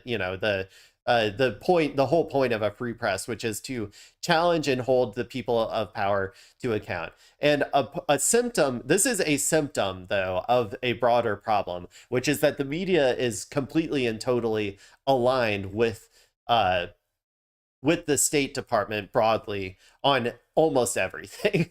And it's the whole reason that we are currently losing so much trust in the media, which I'm sure Trump will bring up at this Correspondents Dinner. But it's the whole point that, like, it's the whole problem that a lot of people have lost trust with the media is because they constantly just parrot State Department talking points. It's these types of things, these types of events where the people in power get incredibly chummy with the media that is supposed to be holding them accountable. It is exactly why we got situations like Iraq, where they lied us into Iraq. It's exactly why we got situations like Gaza, where they were unwilling to actually challenge Biden and challenge his decisions to like give unlimited funding and bear hug Netanyahu, which was an objectively terrible decision for him to do. Like, these are the consequences of our media associating so heavily with the people in power that they are supposed to be holding accountable. So that's my, like, I'm starting from this framework, by the way, in terms of like watching this video. And I'm going to try and figure out, I guess, why Trump wants to go back all of a sudden as well. But I forgot like what led me down that diatribe. I'm going to keep watching, and I'll probably end up getting back to what originally got me going off there. But yeah. What will happen when the president takes the stage tomorrow night? We do know, though, what it was like the last time he appeared at the White House Correspondents Dinner. There we go. This is the people. Oh, is Seth? What's his name? Isn't his name Seth something? God, I'm so terrible with names, man. And then, of course, there's Donald Trump. Donald Trump has been saying that he will run for president as a Republican, which is surprising since I just assumed he was running as a joke. But the joke's directed at Donald. Dude, man. Also, this hairstyle, man. It's oof. I don't like that curve back there. That's a little.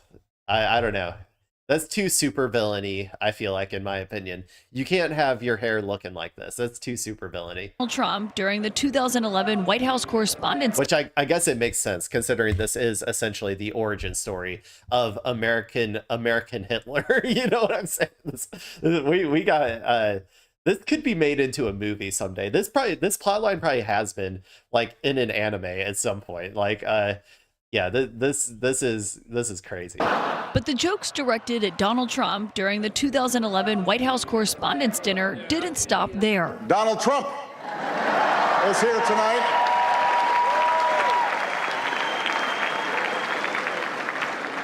Now, I know that he's taken some flack lately, but no one is happier, no one is prouder to put this birth certificate matter to rest than the Donald. And that's because he can finally get back to focusing on the issues that matter. Like, did we fake the moon landing? Well, okay, come on, dude. This was a different time, man. This was a time where conspiracies were largely laughed at, I think. Nowadays, I don't even think you can make a joke like that because so many people probably believe it. What really happened in Roswell? And where are Biggie and Tupac? Dude, say what you will. These jokes, they just don't work anymore because like so many people believe this shit now. It's crazy, man. It's crazy. About Mr. Trump, he certainly would bring some change to the White House. Let's see what we've got up there.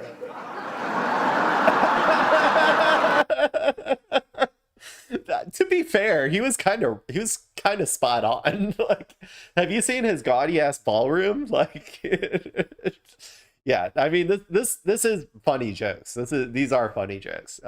Obama, like, while he was, he did do the most drone strikes, I think, out of any president in the Middle East, except for maybe Trump after him. But he was like a good orator. He was a good speaker, and he could have been a pretty decent comedian, I think. Now he hasn't gone quite. But okay, but I guess I should talk about though, why was this such an origin story for Donald Trump, right? So Hitler had his like paintings, right? His paintings that weren't appreciated. His art teacher didn't appreciate his artwork, and so we got the rise of Hitler, right? It was an offense to him, and I mean, I don't know if that was like really, you know, his like villain origin story, but a lot of people portray it that way. And I kind of think it's a very similar thing here with Donald Trump. So Trump has always historically been an outsider, right? He has been an outsider to the liberal institutions of New York. He always had this gaudy persona, this nouveau rich sort of like mentality that that the old money of New York like did not like, and did not want him to really be a part of the group. He was like gaudy, transparently you know, braggadocious in a way that was unbecoming to the liberal elites of New York. And so when he comes to this event, right, where he's surrounded by all of the liberal elites, I'm using liberal like loosely, right? I'm also including like conservatives and like the people who, you know, went to Yale and stuff, but pretend to be like socially conservative, all that sort of, like, I'm using the word liberal in like a like the more traditional way, but a very like loosely to broadly encompass like this entire group of people here who are at this meeting, or at this correspondents dinner. He's essentially getting made fun of publicly in the same way that people talked about him behind his back for his entire life, right? So this stuff really, really upsets him. It's essentially like, I don't know. It would be like if you were the weird kid at school, right? You're the weird kid at school, and you know that everybody makes fun of you behind your back, right? You know that like behind your back people make fun of you, but you just kind of like, you know, put your head down and like just like keep going about your day. And then one day they have like a talent show or something, and a group of kids decided to one after another go up there and like, you know, make fun of you for all of the things that you are most insecure about, right? Like, yeah, that's like a fucking villain origin story. Like that kid would become a school shooter tomorrow. Like, so, I don't know. I think that that's really like what is like why people put so much emphasis on this as like the point where Trump, really turned to, towards like the person that he eventually became, as you know, a person with political power or whatever. So yeah, I don't know. It is a great story. It's a great story for like an anime or something. It's just like, it's a very shitty story to have to live through in real life. But to be, and I also want to emphasize this though, one individual person and their individual villain origin story to becoming the fascist leader that we have today does not in any way change the trajectory that we were on as a country. There was going to be a fascist like Trump that was going to rise through the ranks of power and achieve power and do all of the same shit that Trump is doing right now, regardless of whether it was Trump or whoever, right? All of this stuff was set in stone, like is set by the material conditions that are underlying like the working class of America. As they get worse, then people turn towards fascism more. And then it just becomes a matter of who rises to fill that role. And it just happened to be Donald Trump. And so, yeah, I don't know. I also think like two things, they're both true at the same time. This is a fascinating origin story of American fascism, but also American fascism was inevitable without fixing the material conditions of the working class. So anyway, long ass talk, yip yap me going off right now, but I just wanted to get like there's a lot of analysis that can be made about this particular situation. So anyway, let's continue. Let's see what's going on with him actually coming to do the White House Correspondents Dinner again. And maybe we can make some predictions at the end. That far. But the president, who spent decades as a developer before taking office, has certainly been putting his own touch on the White House this time around, inside and out. There's construction here at the White House as the president's ballroom is being built right now, which has prompted multiple lawsuits. And also, the colonnade leading to the West Wing and the Oval Office itself have been transformed, basically in the president's style, which means gold and more gold. Now, after that speech that President Gaudy and more gaudy. Obama gave, President Trump responded to the scathing jabs from the president at the time and downplayed it. I'd been there before, so I knew what I was getting into, sort of the lion's den. I looked at my wife, I said, is this a good thing or a bad thing? Am I supposed to be honored or am I supposed to hide under the table? I wasn't exact. So I sort of just sat there and listened and took it in.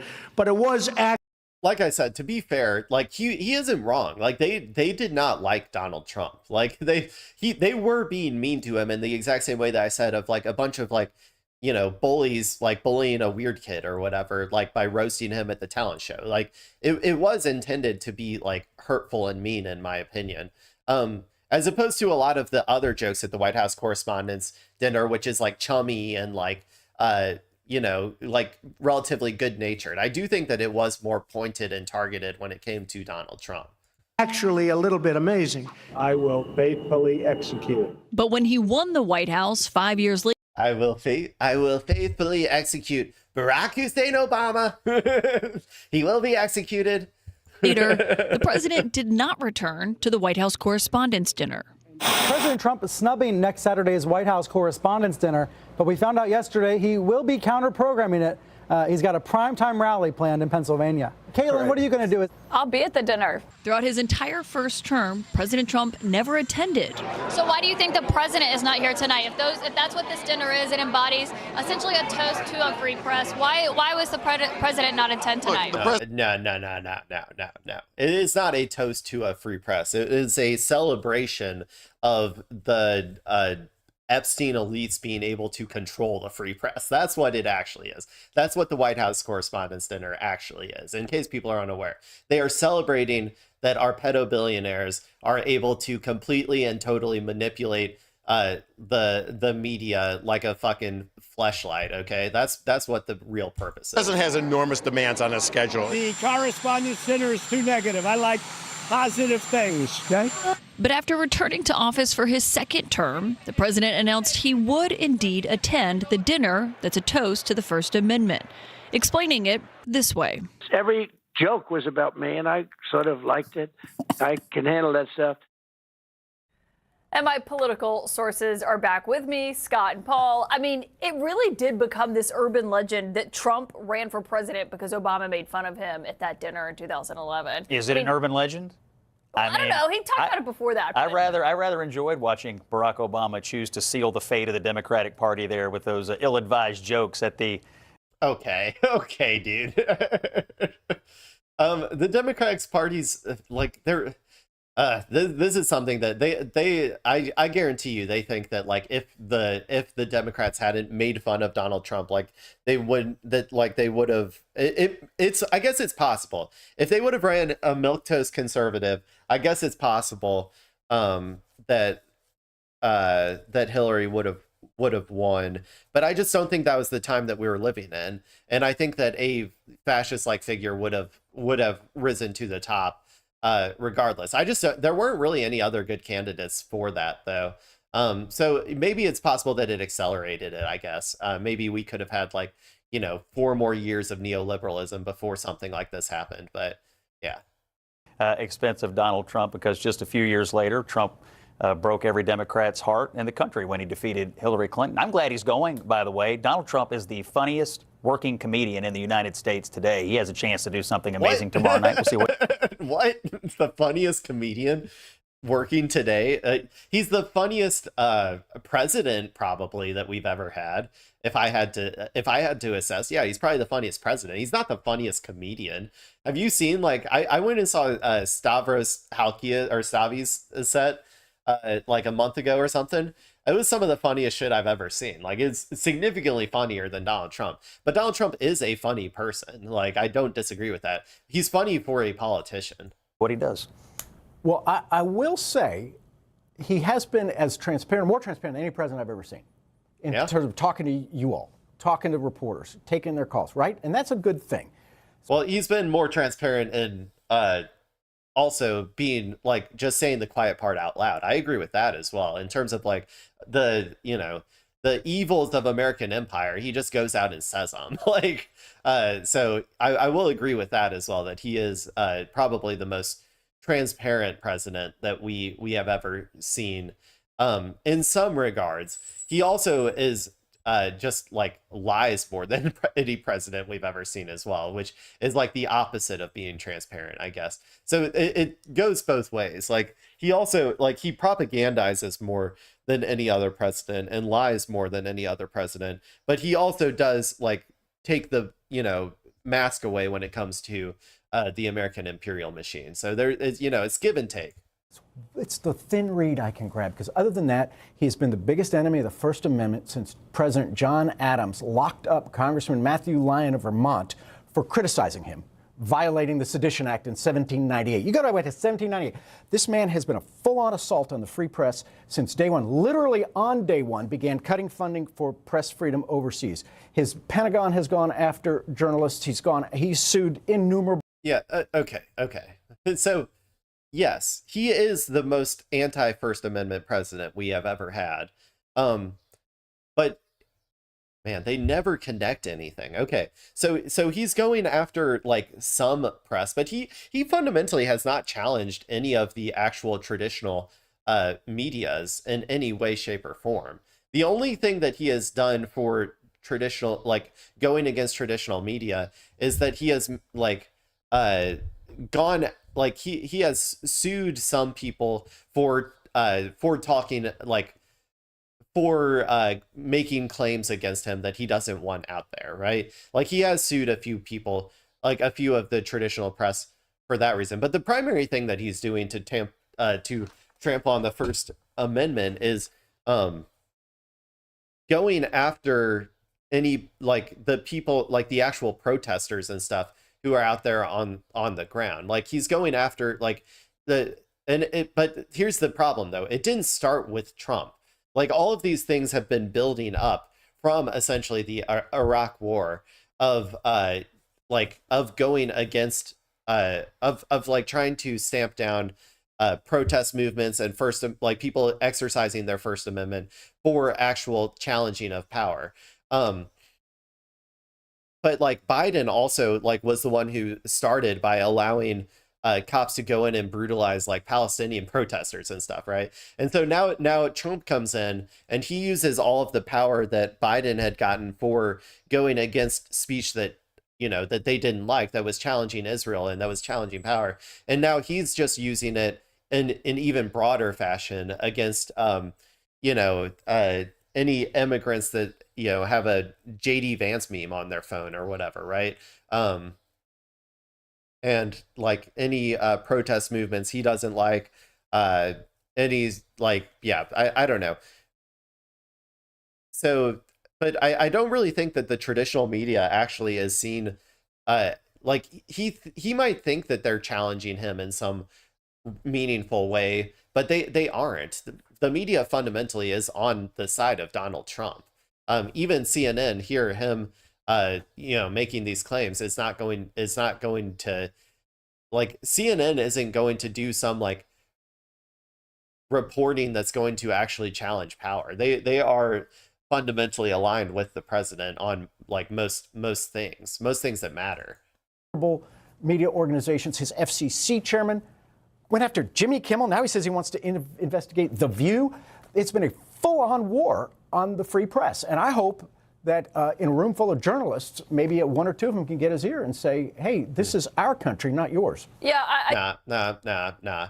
He's gone after individuals for like personal reasons. Like, sure, yes, he has done that, but he is not fundamentally challenged by any of these media organizations. So he is not going after the institutions. Like, you don't see him trying to like break down like CNN or like buy and destroy it or whatever, right? Like or send the FBI in to raid it or anything, right? Like, he's not doing those types of things. because he just doesn't see them as an actual threat to his power. And they're not. They aren't. Okay? I do think, I mean, there has been criticism, Scott, of the fact that he's attending the dinner at all from people who say that he's not an advocate of the First Amendment. I mean, people are reporting reports just this week from the FBI trying to investigate a reporter who was reporting on Kash Patel's travel and his girlfriend. What would you say to those people? I mean, I think the first 5 seconds of what Paul said was true. He has absolutely been the most transparent president we've ever had. I mean, you're there every day. Meets with the press on a regular basis, answers questions for hours at a time. I mean, he takes calls from individual reporters on a daily basis. He's calling into shows all the time. The President of the United States is not shy. And he sues them and uses the power of the government to censor them. You think the media is being censored in this country? I think the FCC tried to get Jimmy Kimmel fired, and he was fired for a brief moment. And then the American people brought him back. Well, I should note the Wall Street. I mean, he's both of these people are kind of dum-dums, I think. Yes, he has gone after, like, he goes after people for petty issues, sure, but and yes, he is diminishing free speech, but it's not in the way that they think. I don't know. Journal's getting an award tomorrow. Sorry, this is hard for me to like. I'm gonna have to like process it a little bit more to try and come up with a better phrasing of this. But yeah, Tomorrow night I'll for think a its little reporting on Jeffrey Epstein and the birthday card that Trump had signed, allegedly, that birthday book. Yeah, but my point of that is, well, I don't think that's a nice comment. But my point of that was that Trump is suing the Wall Street Journal over that and trying to get in this huge legal fight with them, which, you know, was thrown out. But he did take legal action against them because they wrote a story. They're all personal. You'll notice that all of the times that he's challenged these media like organizations, they were all for personal reasons. I think that the most you could say maybe of like an actual systematic thing is that they have restricted media access to like in like some military, like I think like the military like Hegseth has restricted some media access in some ways from like, so that would be like a structural change that is like, you know, against free and fair reporting, sure. But he's, yeah, he isn't in any way actually challenging the power of these institutions. He's just having petty grievances with them. He has stood up for himself when he thinks he's been treated unfairly, and sometimes it works out and sometimes it doesn't. But I'll tell you one thing, he doesn't take things... 9 times out of 10 it doesn't. Most of these things get thrown out, or at least the actual like investigations, like the actual charges that he's trying to bring against his political enemies get thrown out. The lawsuits, they usually just settle. So there's that, I guess. Lying down, that's one of the things Republicans love about him. But regarding the press and their access to the president and the Oval Office and what's going on with decision making, compare him to Biden, compare him to Obama, compare him to Bush, Clinton, any president. It's not even close. The amount of questions he takes and answers, the transparency is off the charts and is undeniable. I don't deny that. But it's not his job to stand up for himself. It's his job to stand up for the Constitution. He swore an oath before God that he would preserve, protect, and defend the Constitution. He attacks that First Amendment every day. You know, one thing you mentioned in terms of Democrats, there are some 2028 hopefuls who are in town. California Governor Gavin Newsom is apparently here. He was spotted tonight on the party circuit. I mean, he might be there tomorrow night. It is interesting to think of who will be in that room. And God help us. God help us if he's anointed to be the God King of the Democratic primary. I'm going to be so upset. What this could potentially look like when the president is there tomorrow night. Every dinner needs a clown. We'll welcome Gavin to town. I mean, I think the president is going to be the center. This dude is so performative, man. I have never. I'm taken aback by how performative this guy is. Needs a clown. We'll welcome Gavin to town. I mean, I think the president is going to be the center of attention. What he says tomorrow night to and about the media will be obviously well covered. I expect him to be funny, and he should be funny, and has a chance. Do you think he should attack the media like he does normally? Do I think he should, or do I think he will? Do you think he will? Do I think he should? I said, do you think? I have no doubt at all the jousting that we're used to between the press and the media will occur tomorrow night. It's censorship. Every president is frustrated with the press. Who is censored? All the way back to there's Thomas literally Jefferson. nobody that is censored. He shut down the Voice of America. He defunded NPR. He has sued any number of journalists. They have more money now. Yeah, I mean,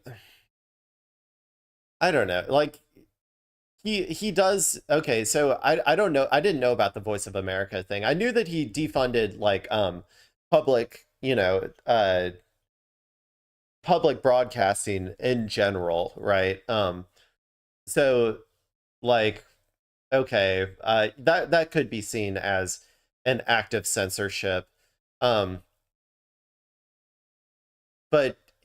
the worst aspects, I think, of Trump are his chilling of the free speech of individuals and of protesters, and in particular of immigrant protesters, where he's basically like threatening anybody who says a single bad thing about him with deportation. Like, I would say that is probably like the biggest acts of actual censorship that he is doing.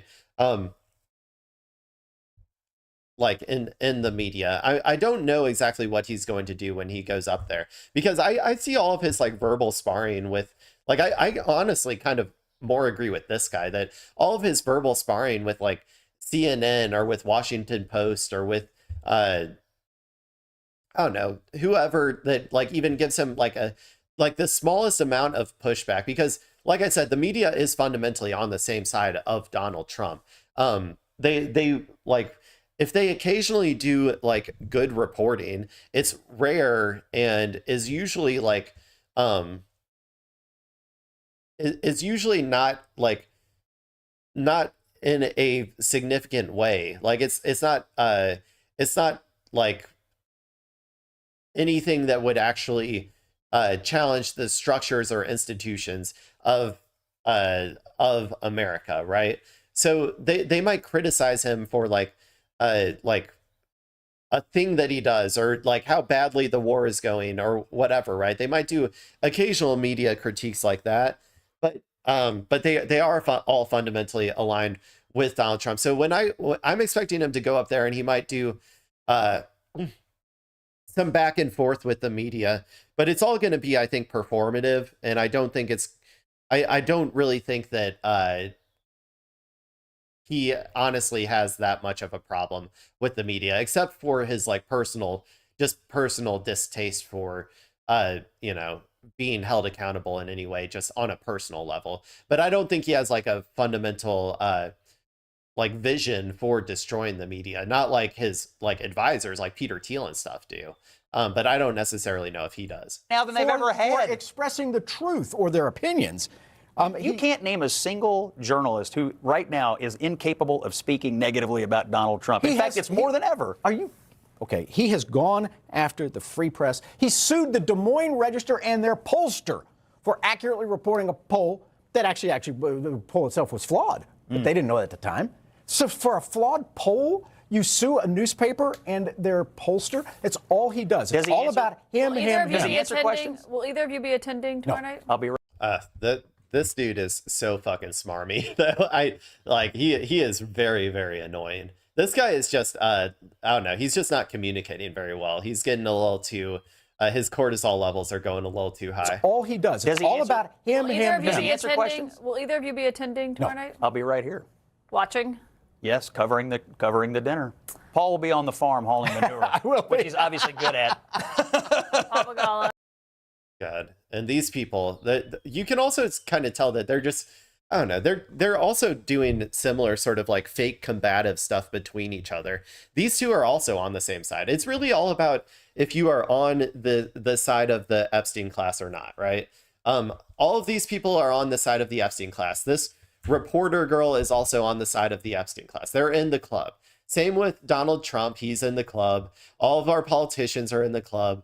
All of our billionaires and CNN correspondents are all in the club. They are all on the same side. Okay, people.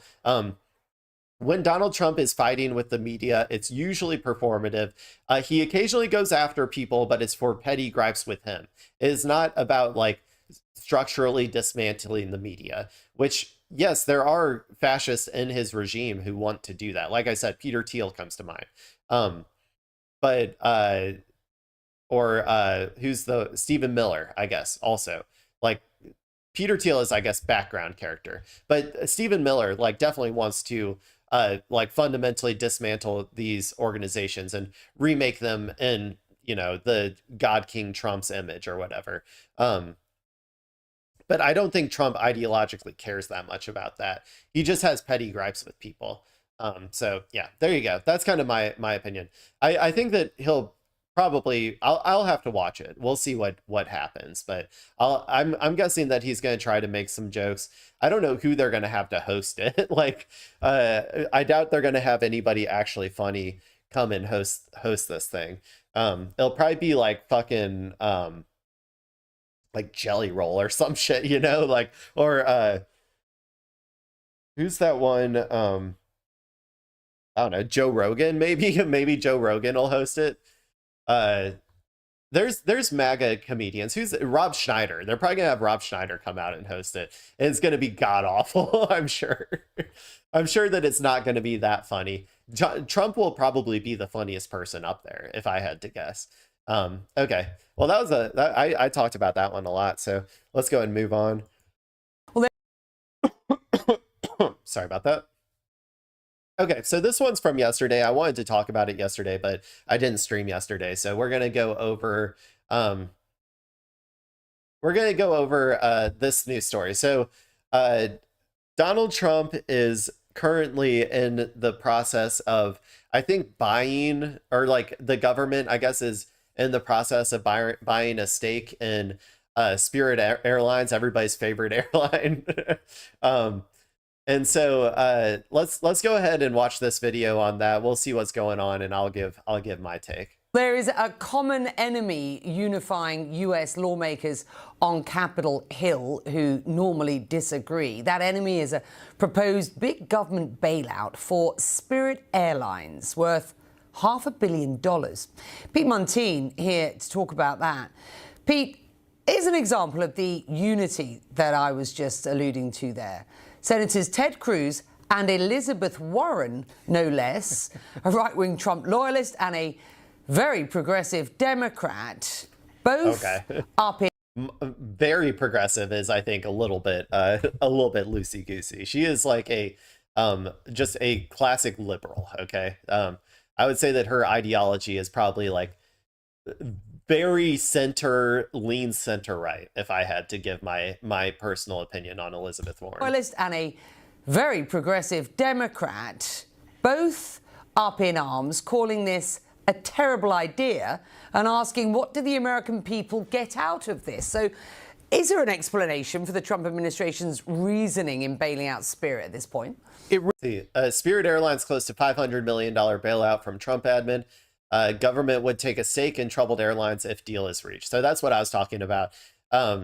They're gonna be actually taking over some shares of the airline or something.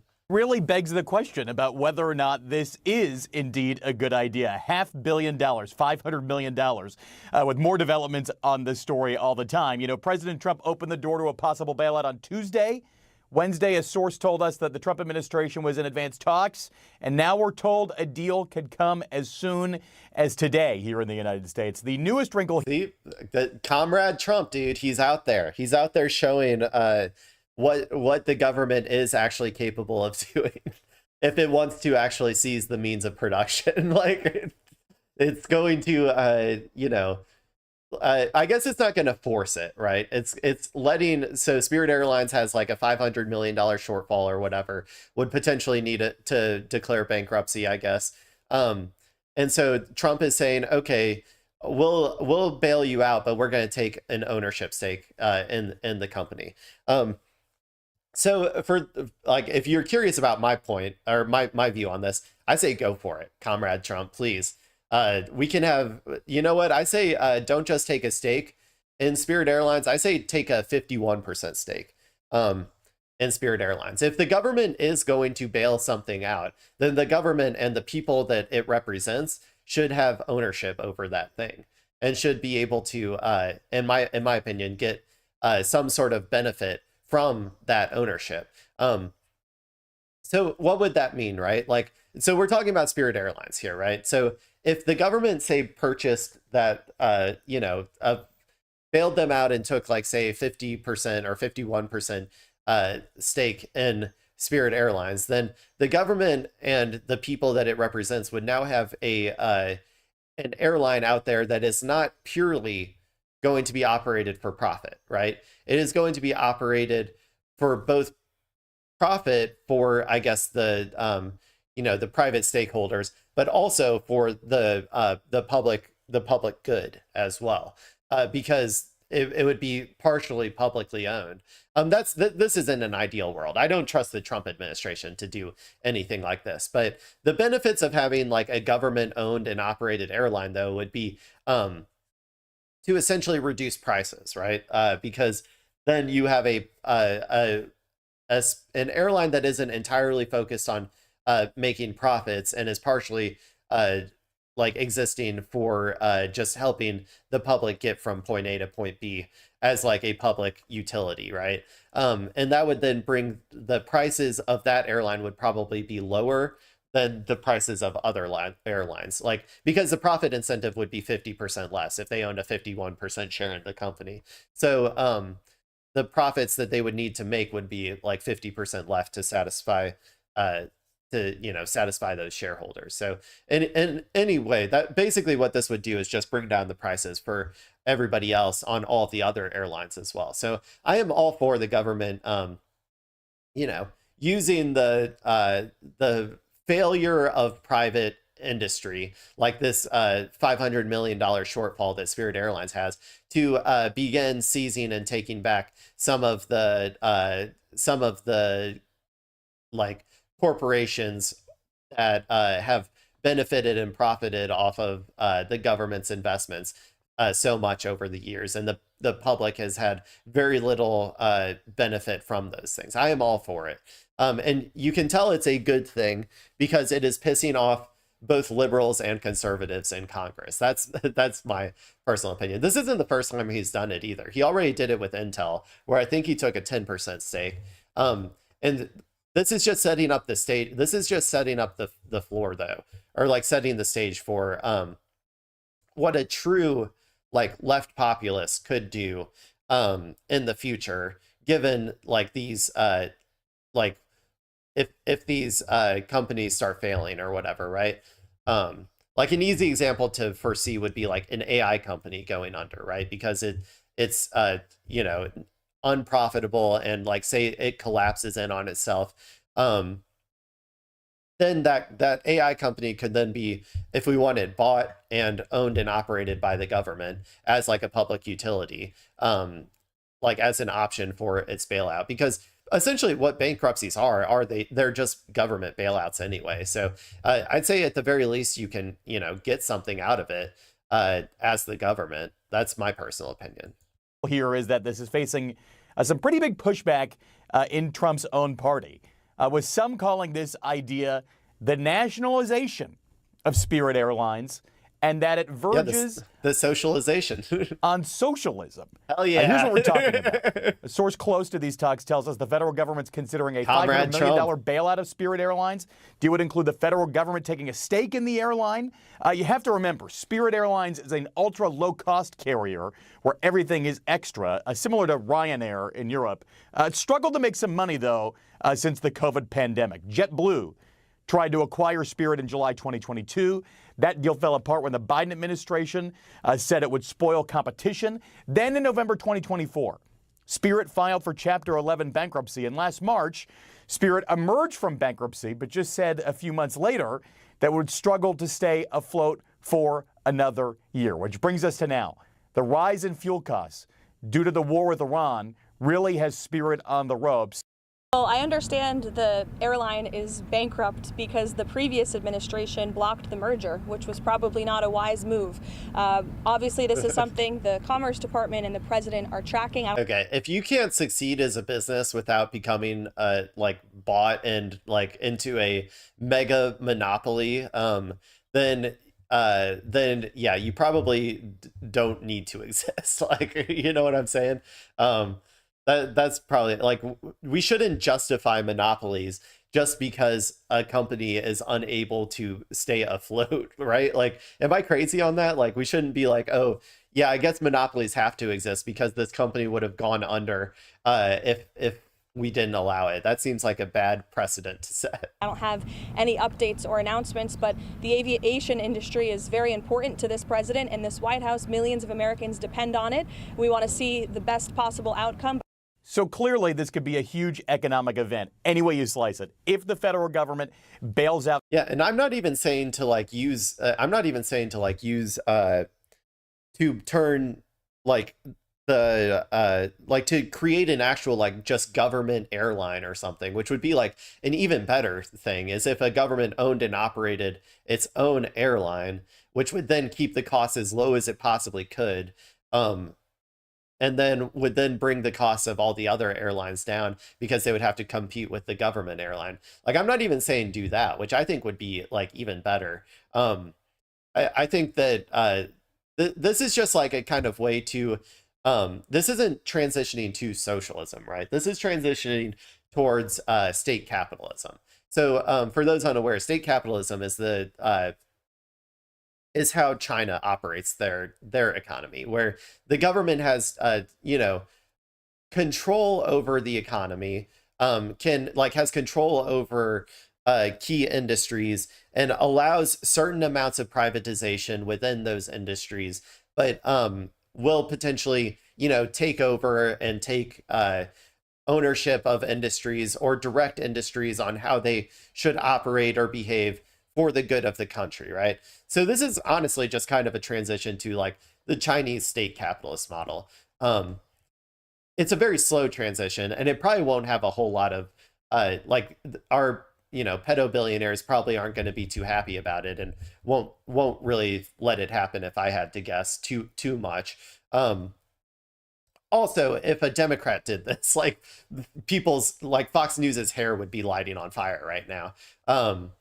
And so, but we'll see. It all depends on what the domestic appetite for stuff like this is, and how revolutionary the fervor is for change in the upcoming elections. If we're going to see more of this from a left populist perspective, because I would love to see more of this from a left populist perspective.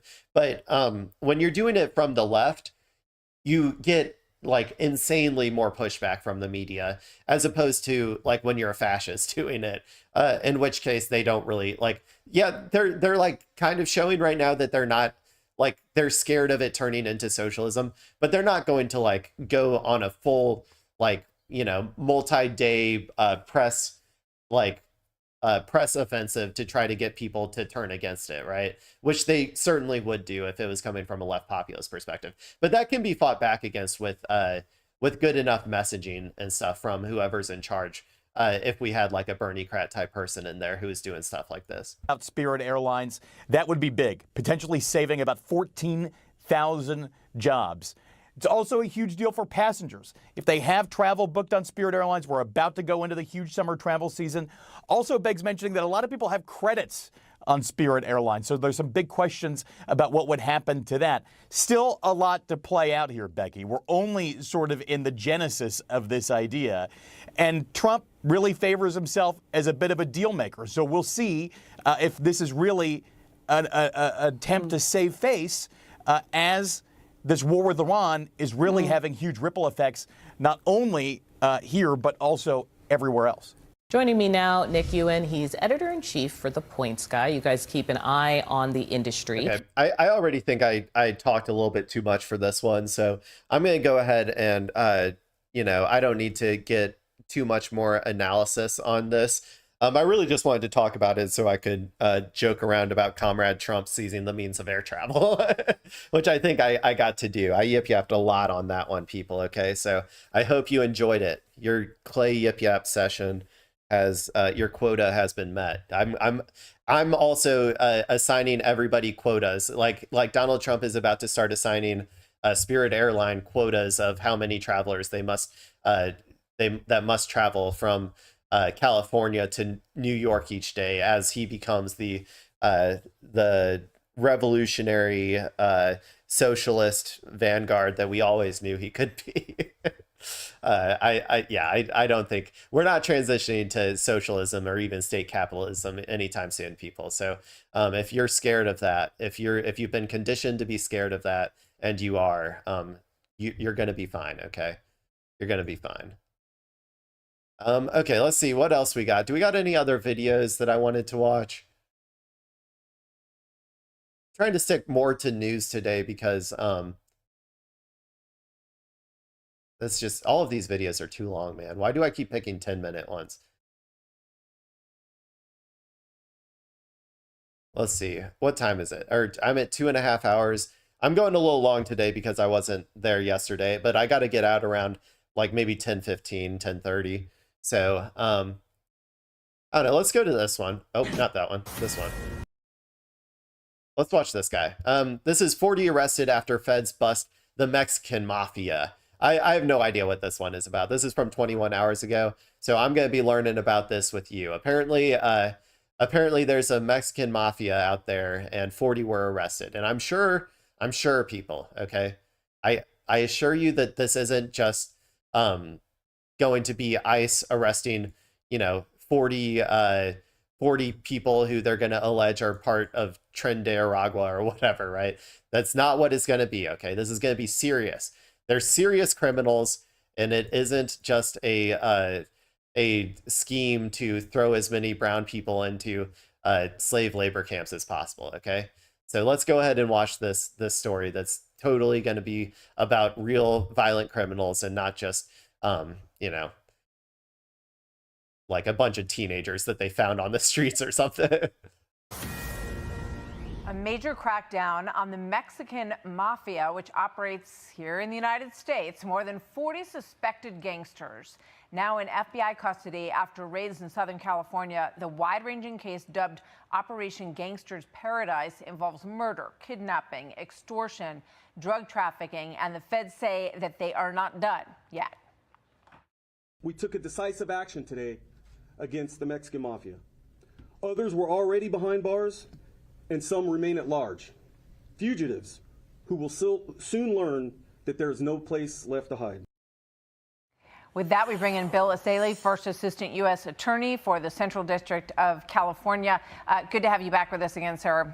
Thank you for joining us. So how is it that this mafia, Mexican mafia is the name of it, it's an American organization, that they operate largely from prison? How are they pulling that off?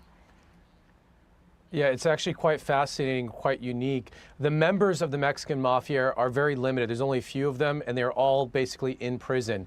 What they do is they get contraband cell phones, and they use encrypted messaging. They sneak the phones in. There's a lot of ways they do that. They also use visits with friends and family, including conjugal visits.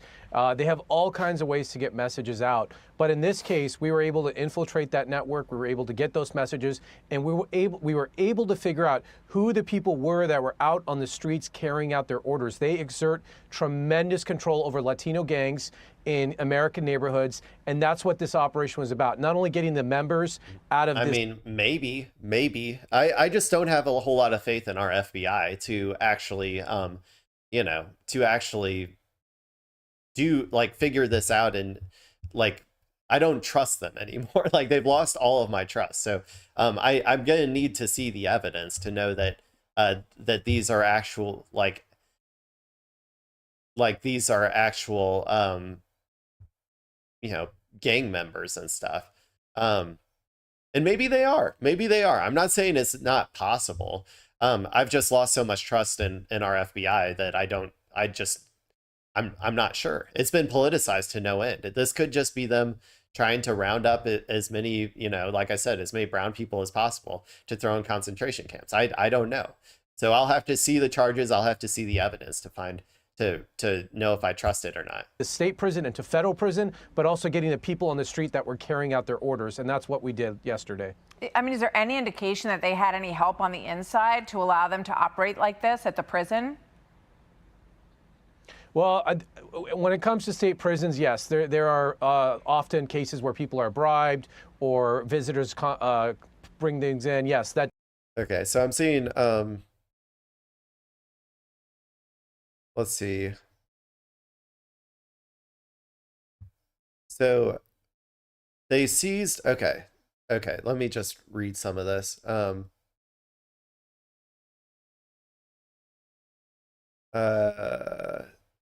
Okay, these arrests, sorry, 1 second.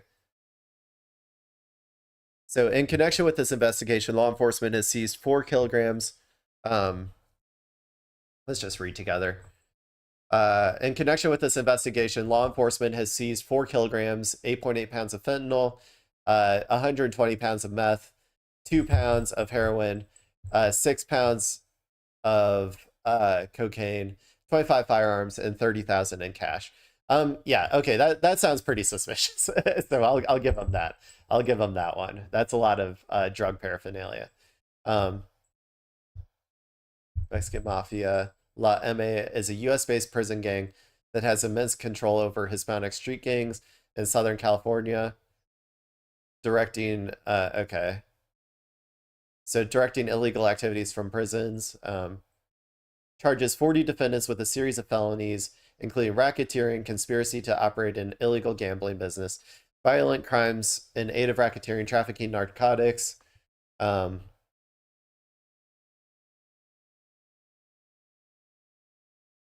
Okay, from his prison sale. So they're saying used an encrypted messaging application on cell phones, directing people what to do. So yeah, if they have evidence of all this, then sure. Yeah. I mean, it seems like this so far from what I'm reading, assuming that it's all true, it seems like this was an actual gang, especially if they seized all of that contraband, that this is probably an actual arrest of actual gang members. Sold it all via slap houses, illegal gambling houses. It ran illegal. I mean, I don't really care that much about the illegal gambling stuff, but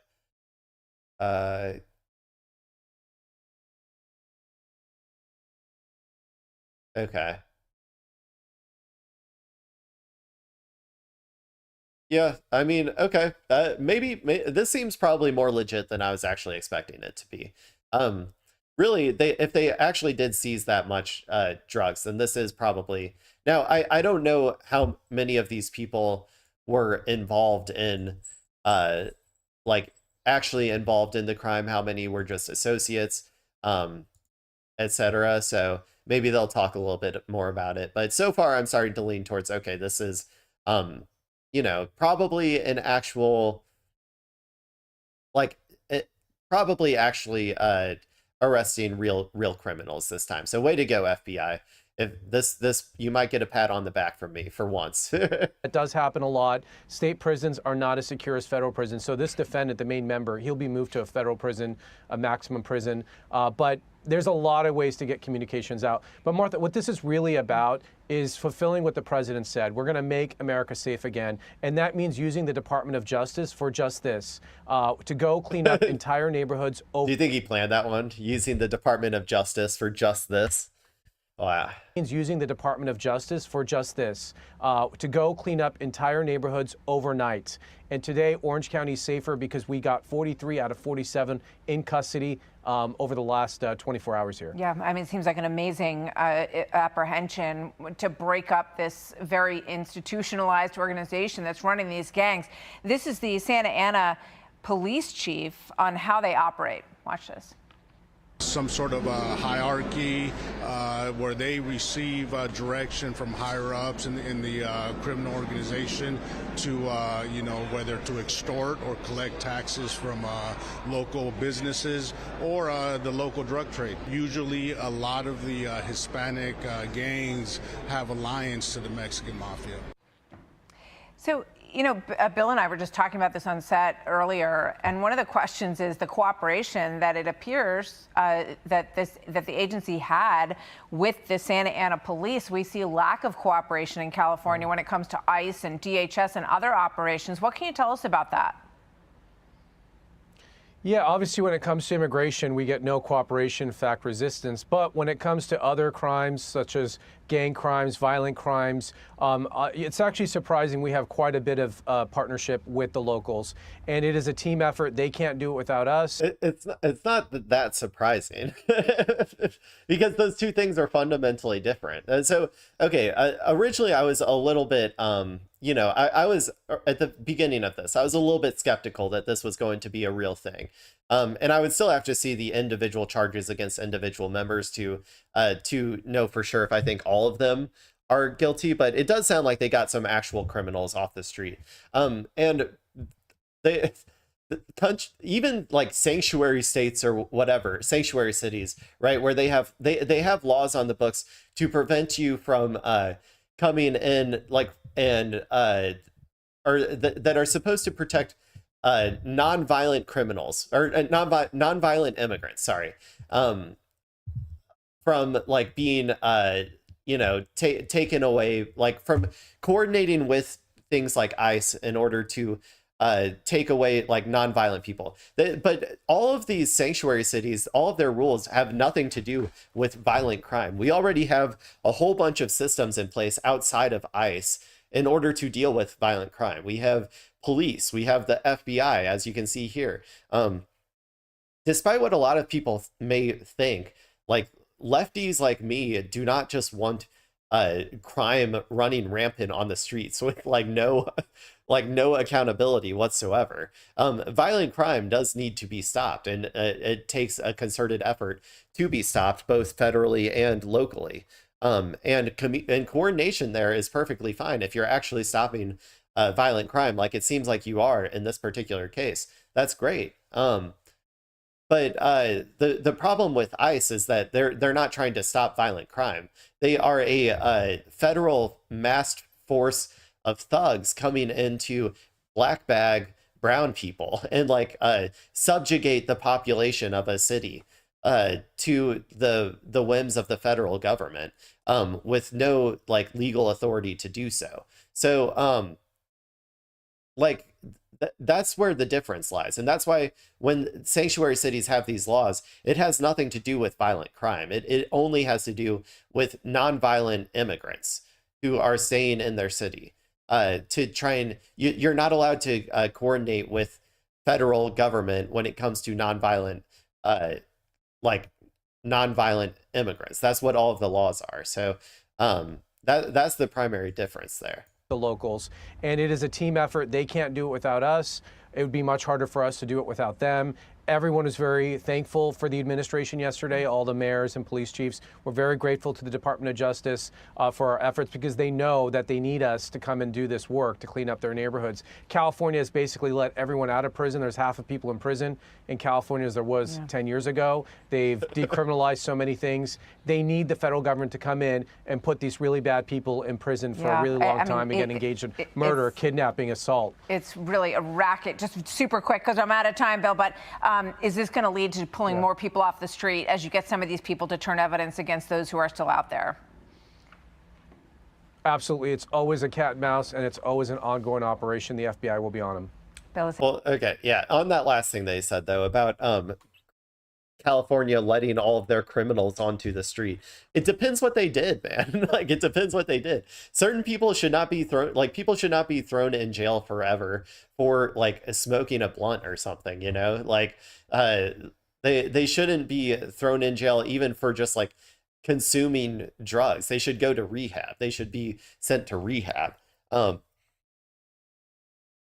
If they're partaking in violent crimes, of course they should be thrown in jail. Like, what do you think that I don't know. And also they assume that like liberal ass California is some sort of like leftist like socialist government or something. It is very much a like just standard neoliberal government over in California. But okay.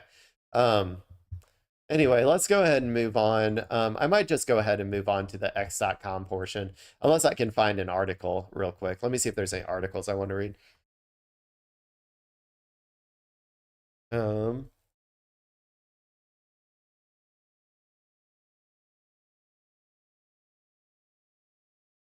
Here, let me see. These were some of the ones that I had from a couple days ago. We got new fossil discovery. Florida takes its anti-DEI fight to the NFL. Alyssa Liu content. I don't know. I like Alyssa Liu. Let me pull this one up. Let me see how long it is.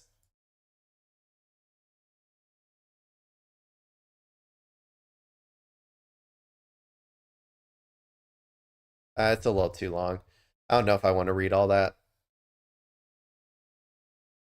What about this one?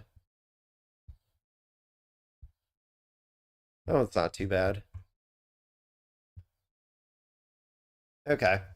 Let's go ahead and read this article from a couple days ago.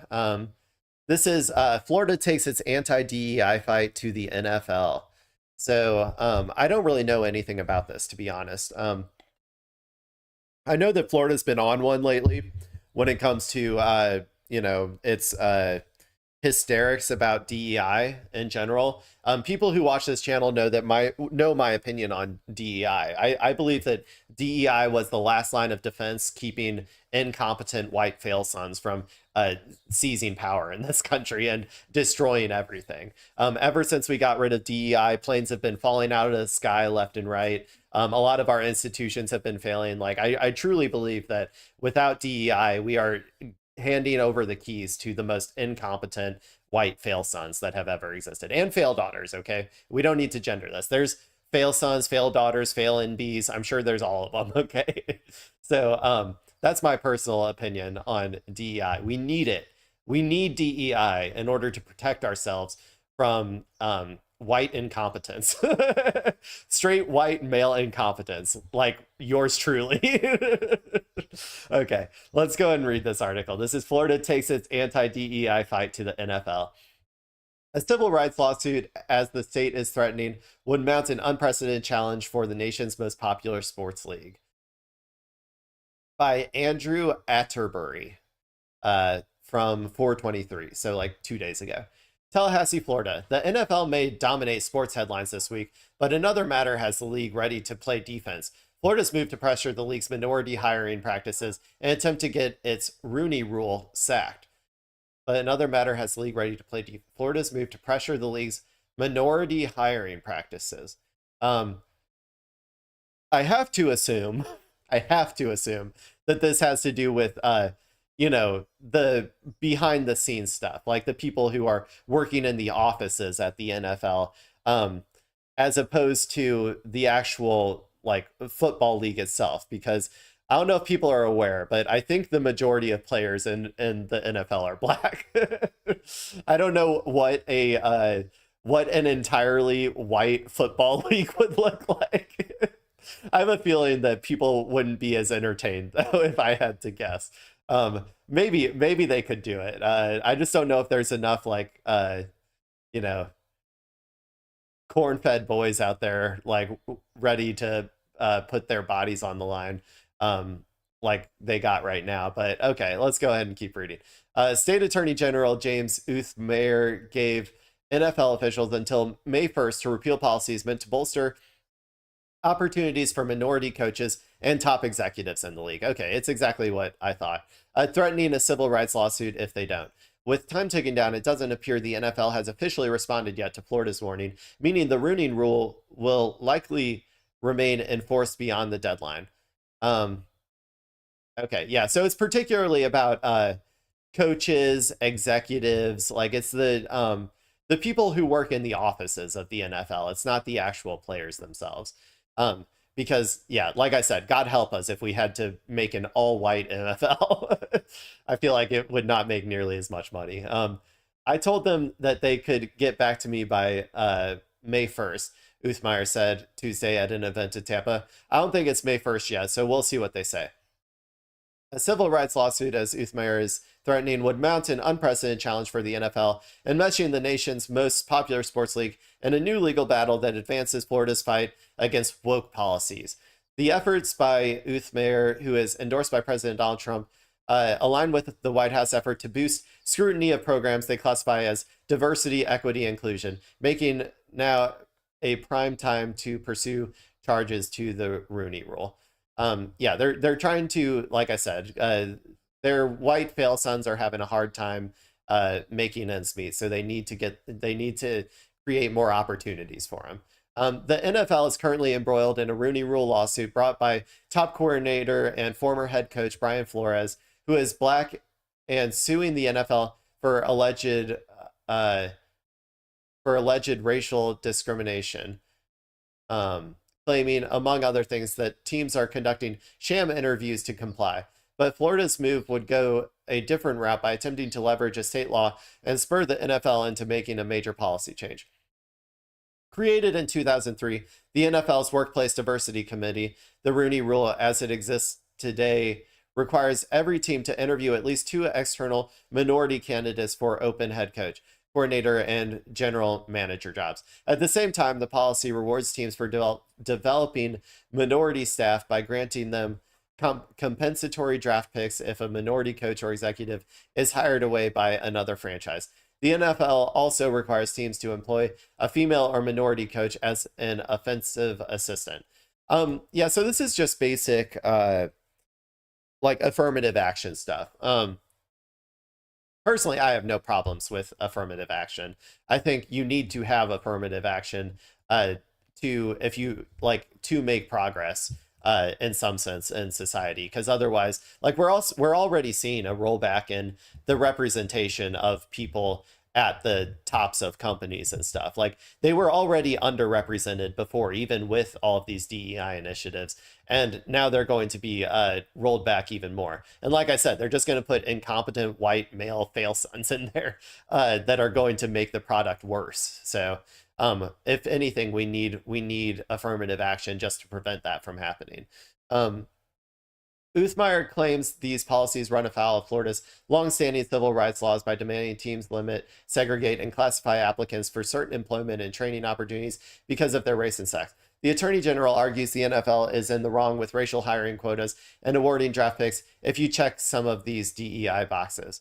It's just a classic. This is the classic conservative move, is taking the actual anti-discrimination laws that exist and then using them as weapons to try and increase discrimination, right? It's just it's the classic reactionary way of arguing, is you take something that you take something and you just reinterpret it to align with your values or whatever. And then if you have the power, then you have the Supreme Court essentially just reinterpret stuff to align with your values. It's a classic reactionary move. Okay. For Florida, targeting the NFL spreads the state's efforts in fighting diversity, equity, inclusion policies to a national level and a new arena. Something Uthmeyer hopes will send a message to the other corporations out there that people need to be hired based on merit. No, this is the opposite. People need to be hired based on their skin color. They need to be hired based on whiteness, not based on their merit. That's what they truly want. Is they want to go back to how it was before, before any of these affirmative action programs, where the least talented white people you have ever seen were getting positions that they were entirely unqualified for, which is how it was before. They just want to go back to that. It'll make the product worse. It always does. And we'll see that eventually, I'm sure, with all of these rollbacks to DEI. But yeah, I mean, we already have, with the planes crashing out of the sky lately, like I said at the beginning of this segment. But the end game for me would be to have the rule repealed, and this goes beyond the NFL. Uthmeyer said earlier this month in an interview with conservative sports and culture website Outkick, NFL officials did not comment for the story and referred to NFL Commissioner Roger Goodell's recent remarks at the March owners meeting.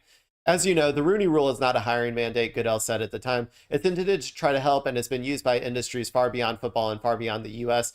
to help identify candidates and a diverse set of candidates, to bring them better talent and give us an opportunity to hire the best talent ultimately, and folks make these decisions individually.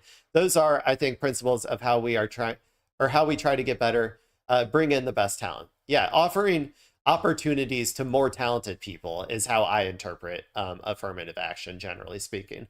While the legal pressure is significant, experts are skeptical Florida's efforts will succeed. I also am. I don't think the NFL, the NFL is a stronger, or is one of the most largest corporations in like the world. Okay. Little old Florida and their one lawsuit is not going to change that. Like if they have to, they will go to court with you, and they will probably, I mean, maybe they'll lose, maybe they will lose in court, but I would guess that like they have all of the legal team necessary to mount the strongest possible case against you. You could take years if you want to get it all up through the Supreme Court maybe, and then they might overturn it. One Rooney Rule expert contends the hiring rules are legally sound. And Jeremy Duru, sounds like a DEI hire if I've ever known. This identity is too biased. He's too biased for this. Anyway, I'm just kidding. In Jeremy Duru, who teaches sports law, civil procedure, and employment discrimination at American University's Washington College of Law, maintains the Rooney Rule, abides by federal Title VII law prohibiting employee discrimination, which contains language similar to Florida law. For example, Duru notes that while our policy requires teams to interview at least 2 people of color for some positions, it doesn't restrict anyone else from being interviewed. I don't think that this action is likely to be successful on the Florida level. I mean, it probably won't be successful in lower courts, but if it gets pushed up to the Supreme Court, it probably would be successful. Just like I don't think it's likely to be successful on the federal level, said Duru, the author of Advancing the Ball, Race Reformation, and the Quest for Equal Coaching Opportunity in the NFL. Although Rooney Rule has critics who contend it hasn't done enough to actually propel black coaches in the league, the policies have largely avoided legal scrutiny. The only other notable challenge to the crux of the rule came from the America First Legal Foundation, classic, which filed a civil rights complaint in 2024, making similar claims as Florida. It doesn't appear the NFL or the Equal Employment Opportunity Commission ever responded to the America First Legal Foundation, which was founded by White House Deputy Chief of Stephen Miller. Yeah, okay. Oh, God. Stephen Miller. He's the behind-the-scenes Nazi. He's the greasy little rat who tells Trump all of the policy positions that he should have regarding like throwing, brown babies in concentration camps to work in a slave labor force. But okay, anyway, but the legal group is a fan of what Florida is attempting. We welcome Attorney General Uthmair's efforts to hold the NFL to the rule of law. The group's senior counsel, Ian Prier, said in a statement, there is no greater example of meritocracy in action than the field of play in National Football League. There's no reason why the league should abandon these principles and the competition for coaching and front office positions. Okay, sure, dude. The Attorney General's office didn't answer questions for the story, including on the timing of Florida's opposition to the Rooney Rule. A spokesperson instead referred Politico to Uthmair's interview with Outkick. Uthmair and America First Legal have aligned in the past, such as when they combined forces in a lawsuit alleging Target knowingly misled and defrauded investors by concealing the financial risk of its radical LGBTQ activism. As far as I know, Target has never recovered from distancing themselves from DEI. Like I think that ever since they did that, they have been going down in terms of their like market valuation and stuff. Let me see. Target stock. I think they're on the stock market, right? Okay. Here's Target stock. Let's see. It was highest in 2021, and then it started tanking. Target makes that was later on, though. I think that they made a second statement about DEI. Early 2025. So that was what, around here. Yeah, I mean, they made they I guess it was happening a little bit before that. There was, I guess, probably some I wonder what this big drop was. 2022 Target stock drop 2022.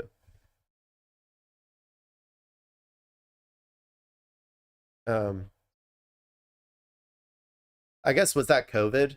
I guess.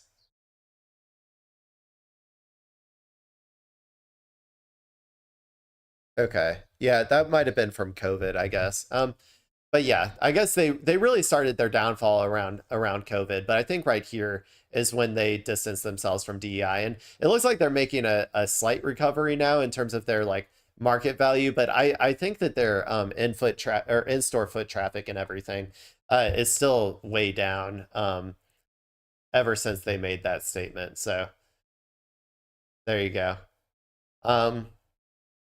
So it seems like abandoning their DEI efforts is what was the true financial risk after all.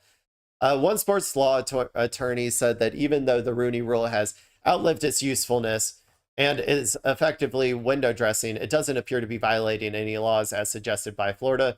This is sort of grandstanding virtue signaling that they're not going to tolerate. Well, it's vice signaling. It's not virtue signaling. Being anti-woke is not a virtue. It's a vice. To tolerate any, it's something that right-wingers do all the time. They have to prove to each other that they are more evil, right? They want to prove to everyone else that they are more evil than they are. And so this is kind of just a part of that process. But virtue signaling that they're not going to tolerate anything woke or seen as DEI, said Jim Acho, an attorney with Cummings, McGlory, Davis, and Acho, who for more than 25 years has represented retired MLB players and current and retired NFL players in pension, disability, medical benefits, and concussion cases. To some, Florida's Rooney Rule criticism could give the NFL another chance to stand up for the diversity policies the league has championed for years. Goodell backed the rule in the face of President Donald Trump targeting DEI and did so again at the NFL owners meeting when he pledged to keep it. For the record, I think that backing up your DEI efforts tends to lead to better outcomes for you financially, particularly if you look at the difference between what happened with Target, as I showed you there, and what happened with Costco. Costco's stock, I think, went through the roof when they decided to maintain their DEI stuff, but we can look that up too.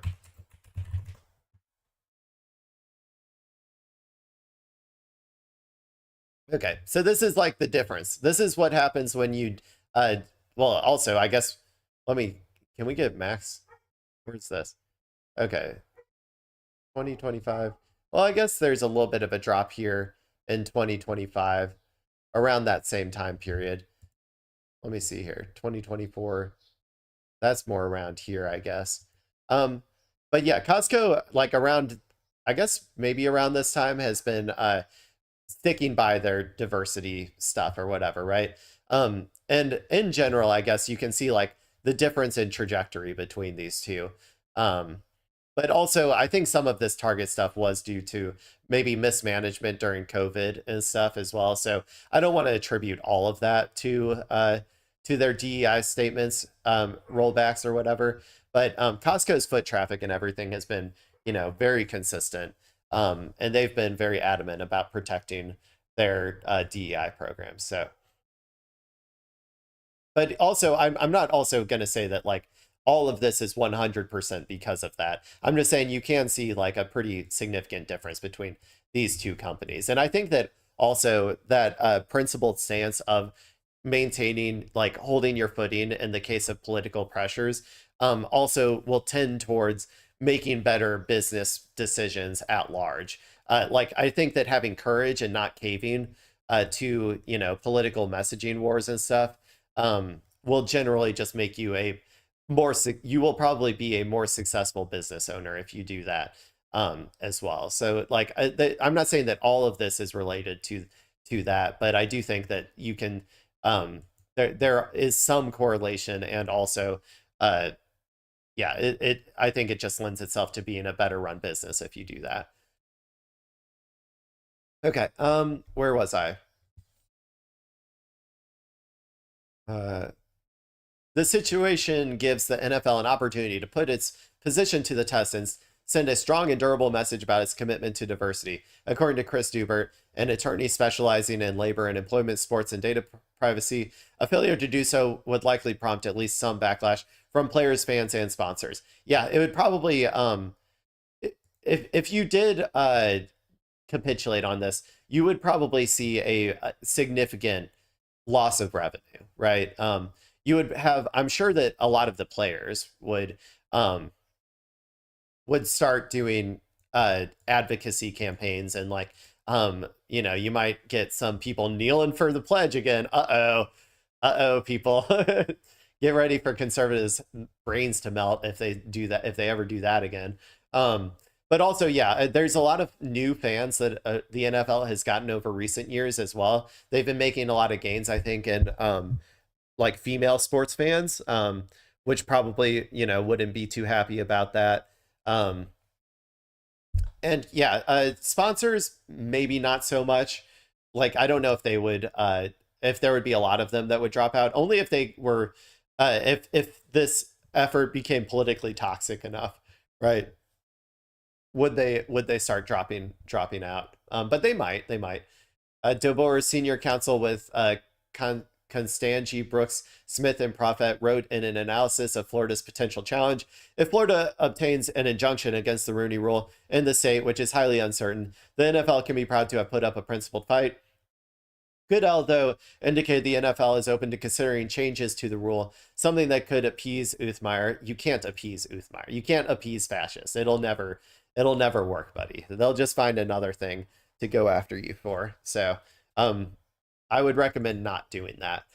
The Attorney General suggested, for one, the NFL could make exceptions for Florida when it comes to enforcing the hiring policies, extending a possible off-ramp for the dispute.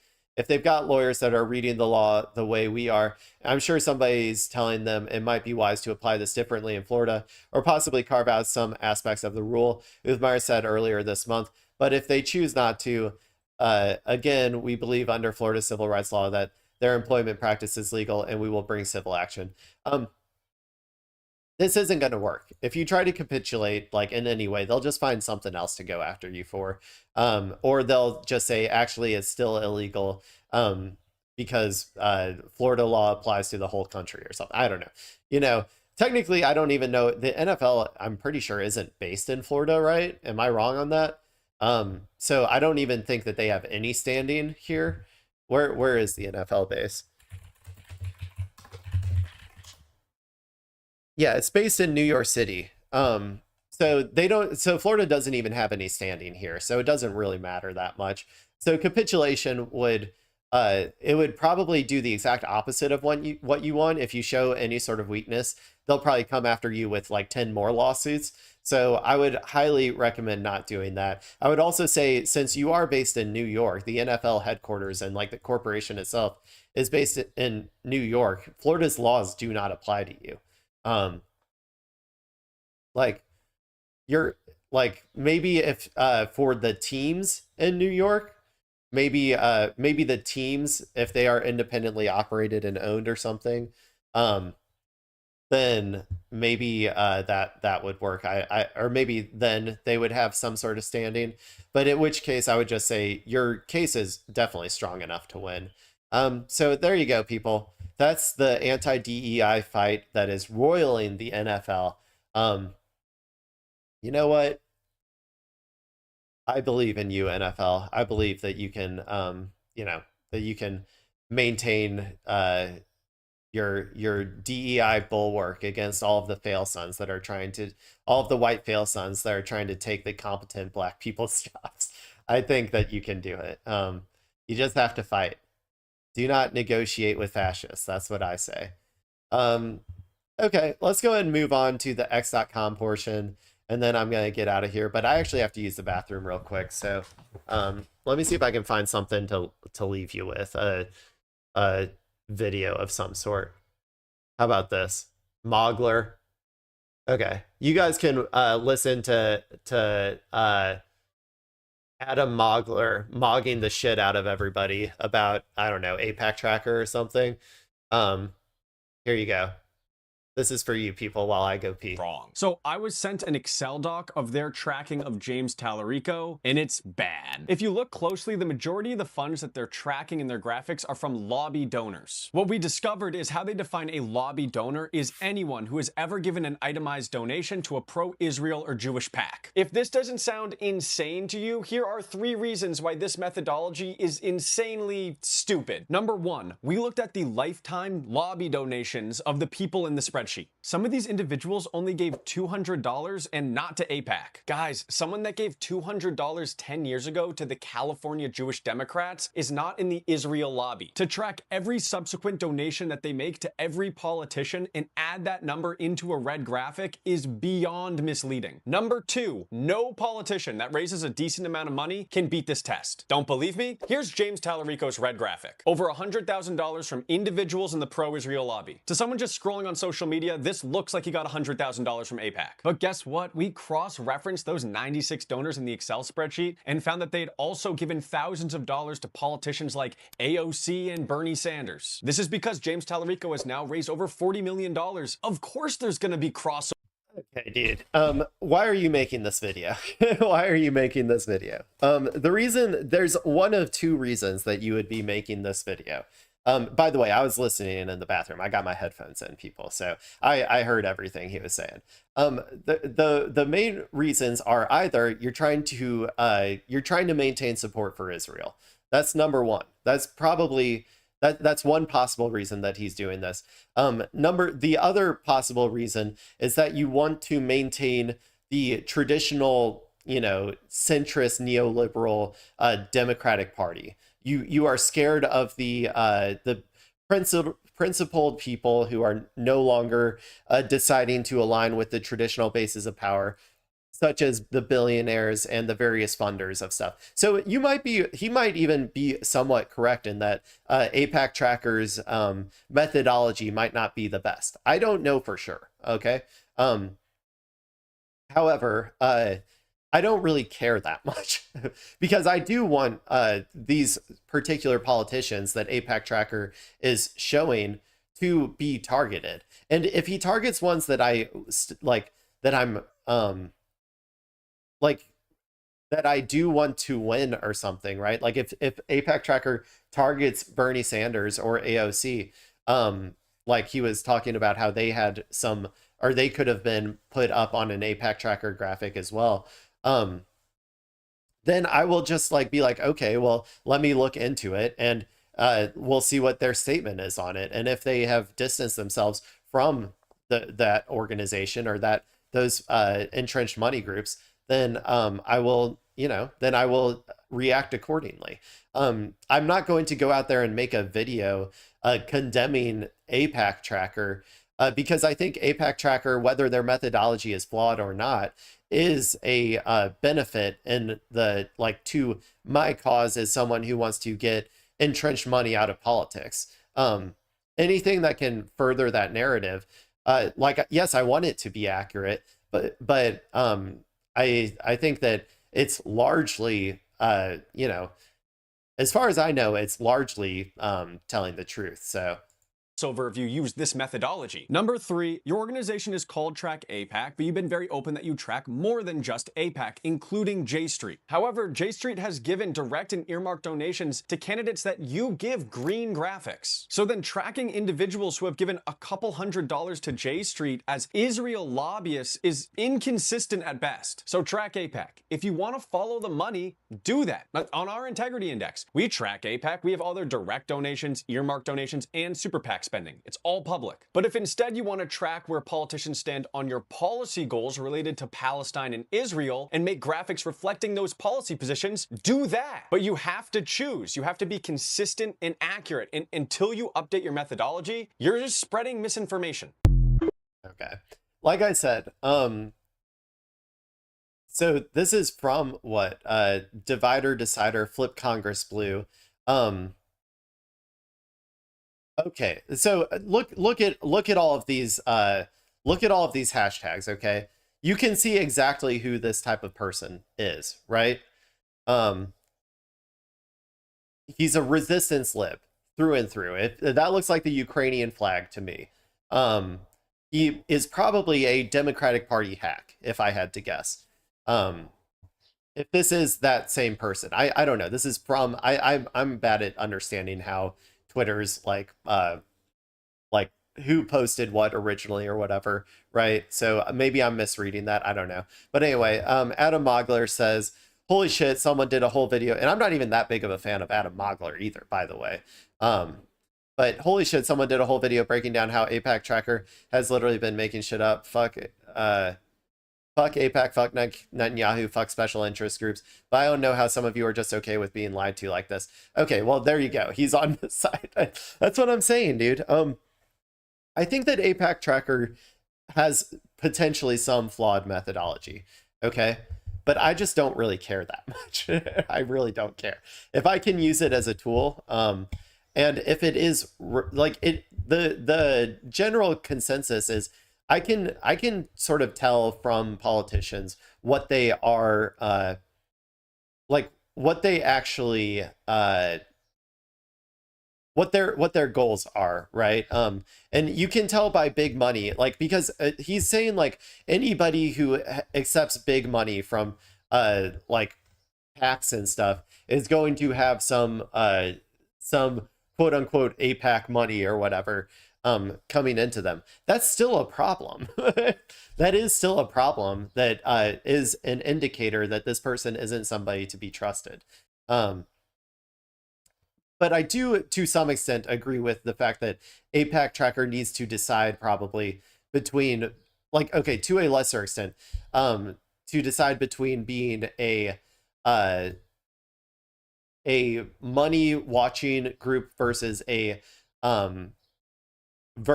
an ideological, like, pushing group, or like trying to give a green or a red to people based on their policies when it comes to Israel and Palestine. I would say that I'm obviously the latter, right? I'm giving, when I'm making my assessments on politicians, I'm not doing it purely, I'm not trying to purely do it based on, you know, how much money they were given from AIPAC or whatever. I'm doing it based on a whole host of different, like, things that they've said, how much money they've been getting from billionaires and like from large corporate donors and all that sort of stuff. Like, there's a lot of things like that. So there is like a difference there. But I would say that in general, I mean, I think AIPAC Tracker has been relatively accurate. Maybe I'm misunderstanding what he's saying. I kind of missed maybe some of the beginning. Let me rewatch the beginning of it real quick. We have to talk about Track AIPAC. You've probably seen their graphics, and I have troubling news that essentially means that all of their numbers are wrong. So I was sent an Excel doc of their tracking of James Tallarico, and it's bad. If you look closely, the majority of the funds that they're lobby donors. Okay, so it's PAC $0, lobby donors 148,000. Tracking in their graphics are from lobby donors. What we discovered is how they define a lobby donor is anyone who has ever given an itemized donation to a pro-Israel or Jewish PAC. If this doesn't sound insane, if you've given money to a, like, yes, okay, so they are trying to express, like, they're trying to get an assessment for how closely aligned to the Israel project you are, right? If you are accepting money from, I guess, these like pro-Israel donors, that is showing an alignment right there, right? If the same people who donate to AIPAC are donating to you, then that means that they view you as not a threat to Israel. And that should be made aware to people, I think, personally. Am I wrong? Am I wrong in saying that you should be, like, people should be aware of, you know, how much overlap there is between, like, AIPAC and your candidate? Or, like, you know, pro-Israel groups. Now, the Jewish groups is confusing, right? Because that can, you know, so it depends if they're Zionist groups or not. I would like, if they are a Zionist group, then I would like to know that as well. And I do think that that should be counted. So I think that that's all fine. And they did a breakdown of it between how much was actual AIPAC money in that graphic versus how much was the same donors that donate to pro-Israel causes. Like, what is wrong about that methodology? From lobby donors. What we discovered is how they define a lobby donor is anyone who has ever given an itemized donation to a pro-Israel or Jewish PAC. If this doesn't sound insane to you, here are 3 reasons why this methodology is insanely stupid. Number 1, we looked at the lifetime lobby donations of the people in the spreadsheet. Some of these individuals only gave $200 and not to AIPAC. Guys, someone that gave $200 10 years ago to the California Jewish Democrats is not in the Israel lobby. Okay, but maybe not. I don't know though. They did donate to a pro-Israel lobby. We should know that. Like, we should know that. That is valuable information to have. Okay, I would need to hear this person if they did. Okay, first of all, if Jewish Democrats in California or whatever that PAC was is a Zionist organization. That's number 1. Is it a Zionist organization? Is it pro the Zionist project of Israel? Okay. If that is the case, if it's not a Zionist project, then yes, it should not be counted. I completely agree with that. If it is a part of the Zionist project of Israel, then I do want to know that. And this person then should, like, if we're going to wipe it from their record, then it needs to be like we need to know that they've changed their opinion on it or something.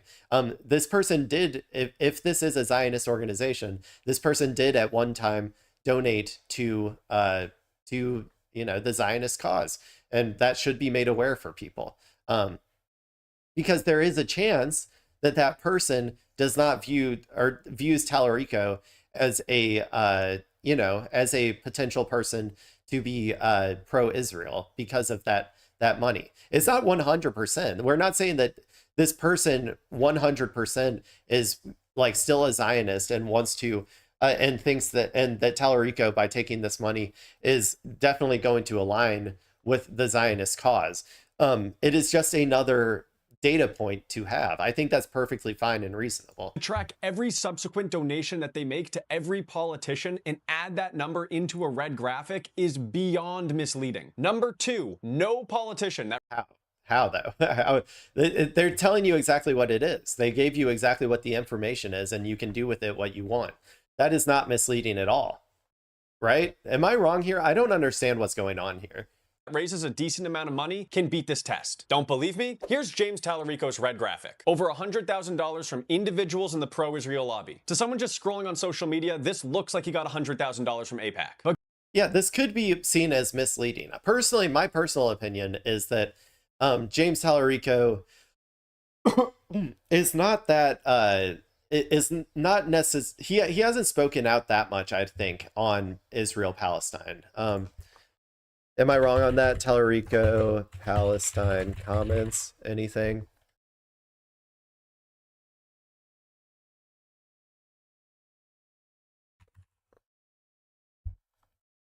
It is our duty as the world's oldest democracy to defend Ukraine against Russia aggression, address human rights abuses like those being suffered by people of Sudan, and use every ounce of our diplomatic and financial leverage to secure peace in Israel and Palestine. My North Star will always be, this is from his website. My North Star will always be to protect innocent life. October 7th was the deadliest day for Jews since the Holocaust, and Israel has the right to defend itself. But Prime Minister Netanyahu does not have the right to bomb civilians, restrict aid, or use force, famine, and collective punishment as tactics. So it's classic both sidesism. He's being a reactionary centrist here. With tens of thousands of civilians killed and unimaginable human suffering in Gaza, America must lead with moral clarity and prevent any U.S. funds from being used to harm civilians. He sounds very middle of the road when it comes to Israel and Palestine. And so this 148, like, he's not going to win over AIPAC with those types of statements. But he is kind of, I think, putting himself in a position where, like, Zionist donors would still feel comfortable with him potentially being elected, that maybe he won't actually materially impact the state of Israel. So I'm taking all of that, all of his words, and then I'm also taking this information that they have about the amount of donors or the amount of money that has been donated to him from people who have also donated to Zionist PACs, right? Which is how I'm interpreting how AIPAC is doing this. And maybe their methodology isn't the best. The one thing that I want to be sure about is that they're not counting Jewish PACs, that they're purely counting like Zionist aligned PACs. That's the primary thing that I'm concerned about with the methodology that they've given here. But this information is definitely good to have because it shows basically what I see here as well, is that people who donate to the cause of Zionism don't feel that scared of Tallarico.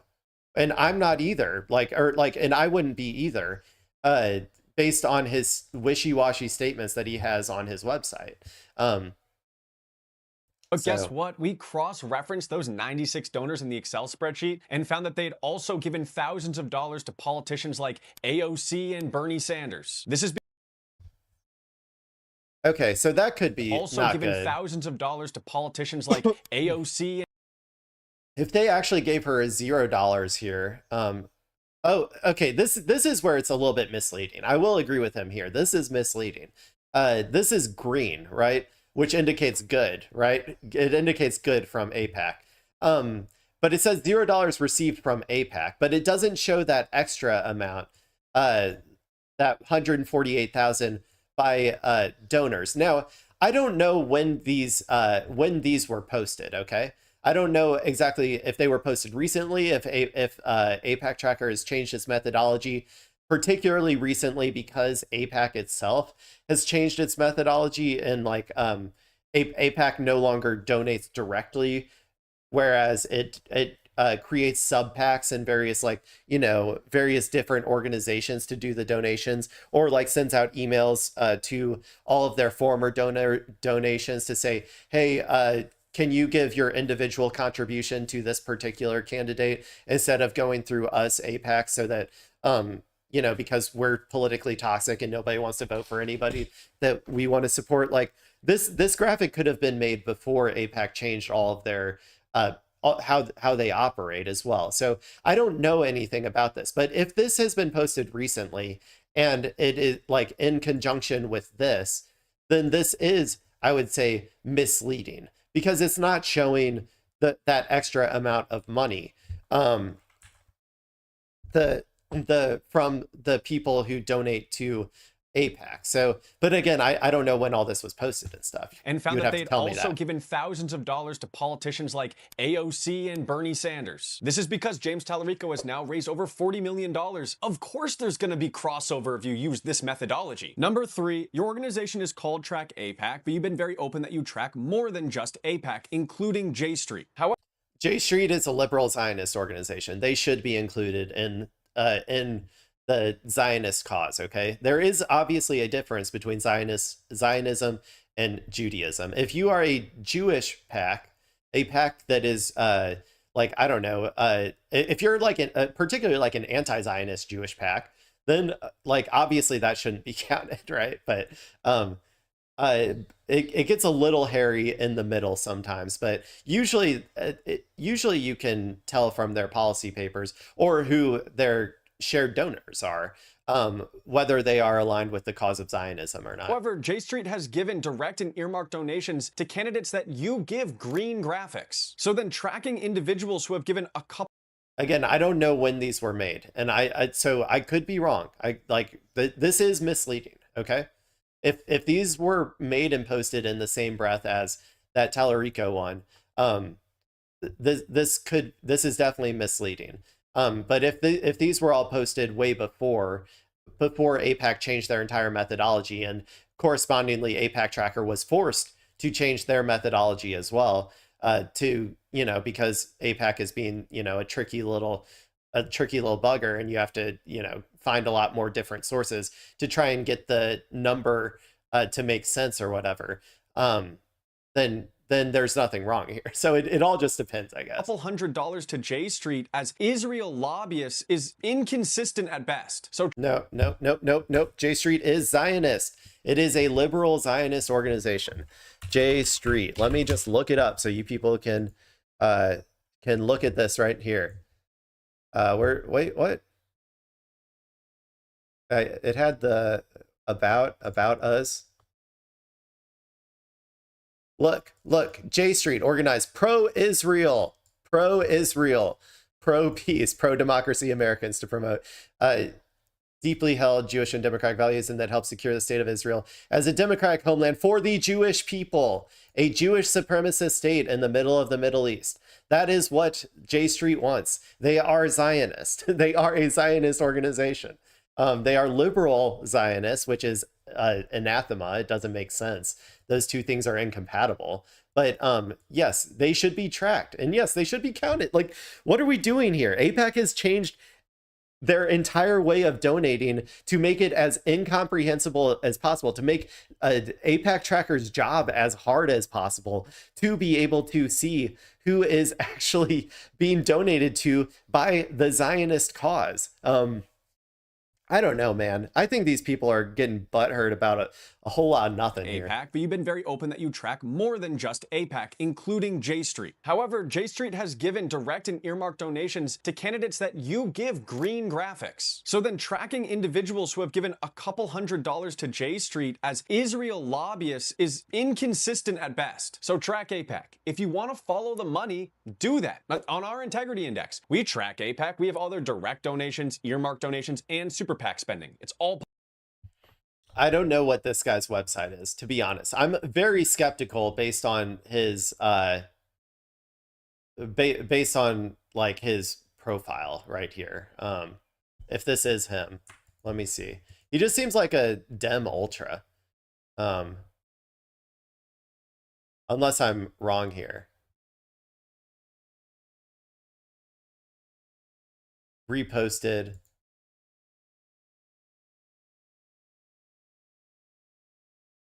Yeah, I mean, I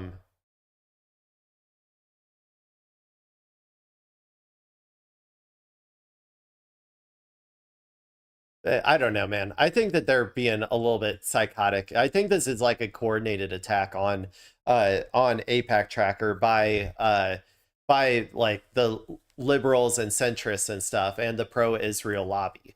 I think Adam Mogler here kind of is falling for it, to be honest. But yeah, I don't know. I'm not gonna like reply because I have like way too much to say. I couldn't reply in a short enough post. I got this whole video out here if they ever want to come watch my analysis, but I'm sticking with my original assessment. You could argue that if this, like I said, if this is modern and they're doing this a green graphic for AOC and not putting the amount of like Zionist aligned dollars down here in the same way that they are for Tallarico here, that's misleading. And yeah, they should probably be a little bit better about that. But that's the worst that I've heard throughout this entire video. Everything else seems like a good data point to have to be able to use in conjunction with everything else to determine whether you want to vote for somebody. That's my personal opinion on the matter. That's the technically Clay opinion. And if you like it, great. If you don't like it, shut up. I don't care. I don't care, man. I'm gonna be me. Oh fuck, what time is it? 10:38. Oh God. Okay, I gotta get out of here. I completely lost track of time. I have to go canvass for Cori Bush again, people. I'm sure she's got tons of AIPAC money too, okay? I'm about to go out there and be hypocritical out there, people. Okay. Yeah, so anyway, I hope you enjoyed the stream. This is a little bit of a longer one for the people who, you know, since I wasn't able to stream yesterday. I'm going to go out and canvass for Cori Bush. Thank you all for watching. If you're watching the VOD, love you too. I should be here tomorrow, I think. Maybe I might be busy though. I don't know. We'll see how it goes. Anyway, yeah, this has been, sorry I didn't get to end it on a fun one this time. I just ranted for way too long about this dude's video and watched it like multiple times. But anyway, this has been Technically Clay, and the stream is technically over. Bye-bye.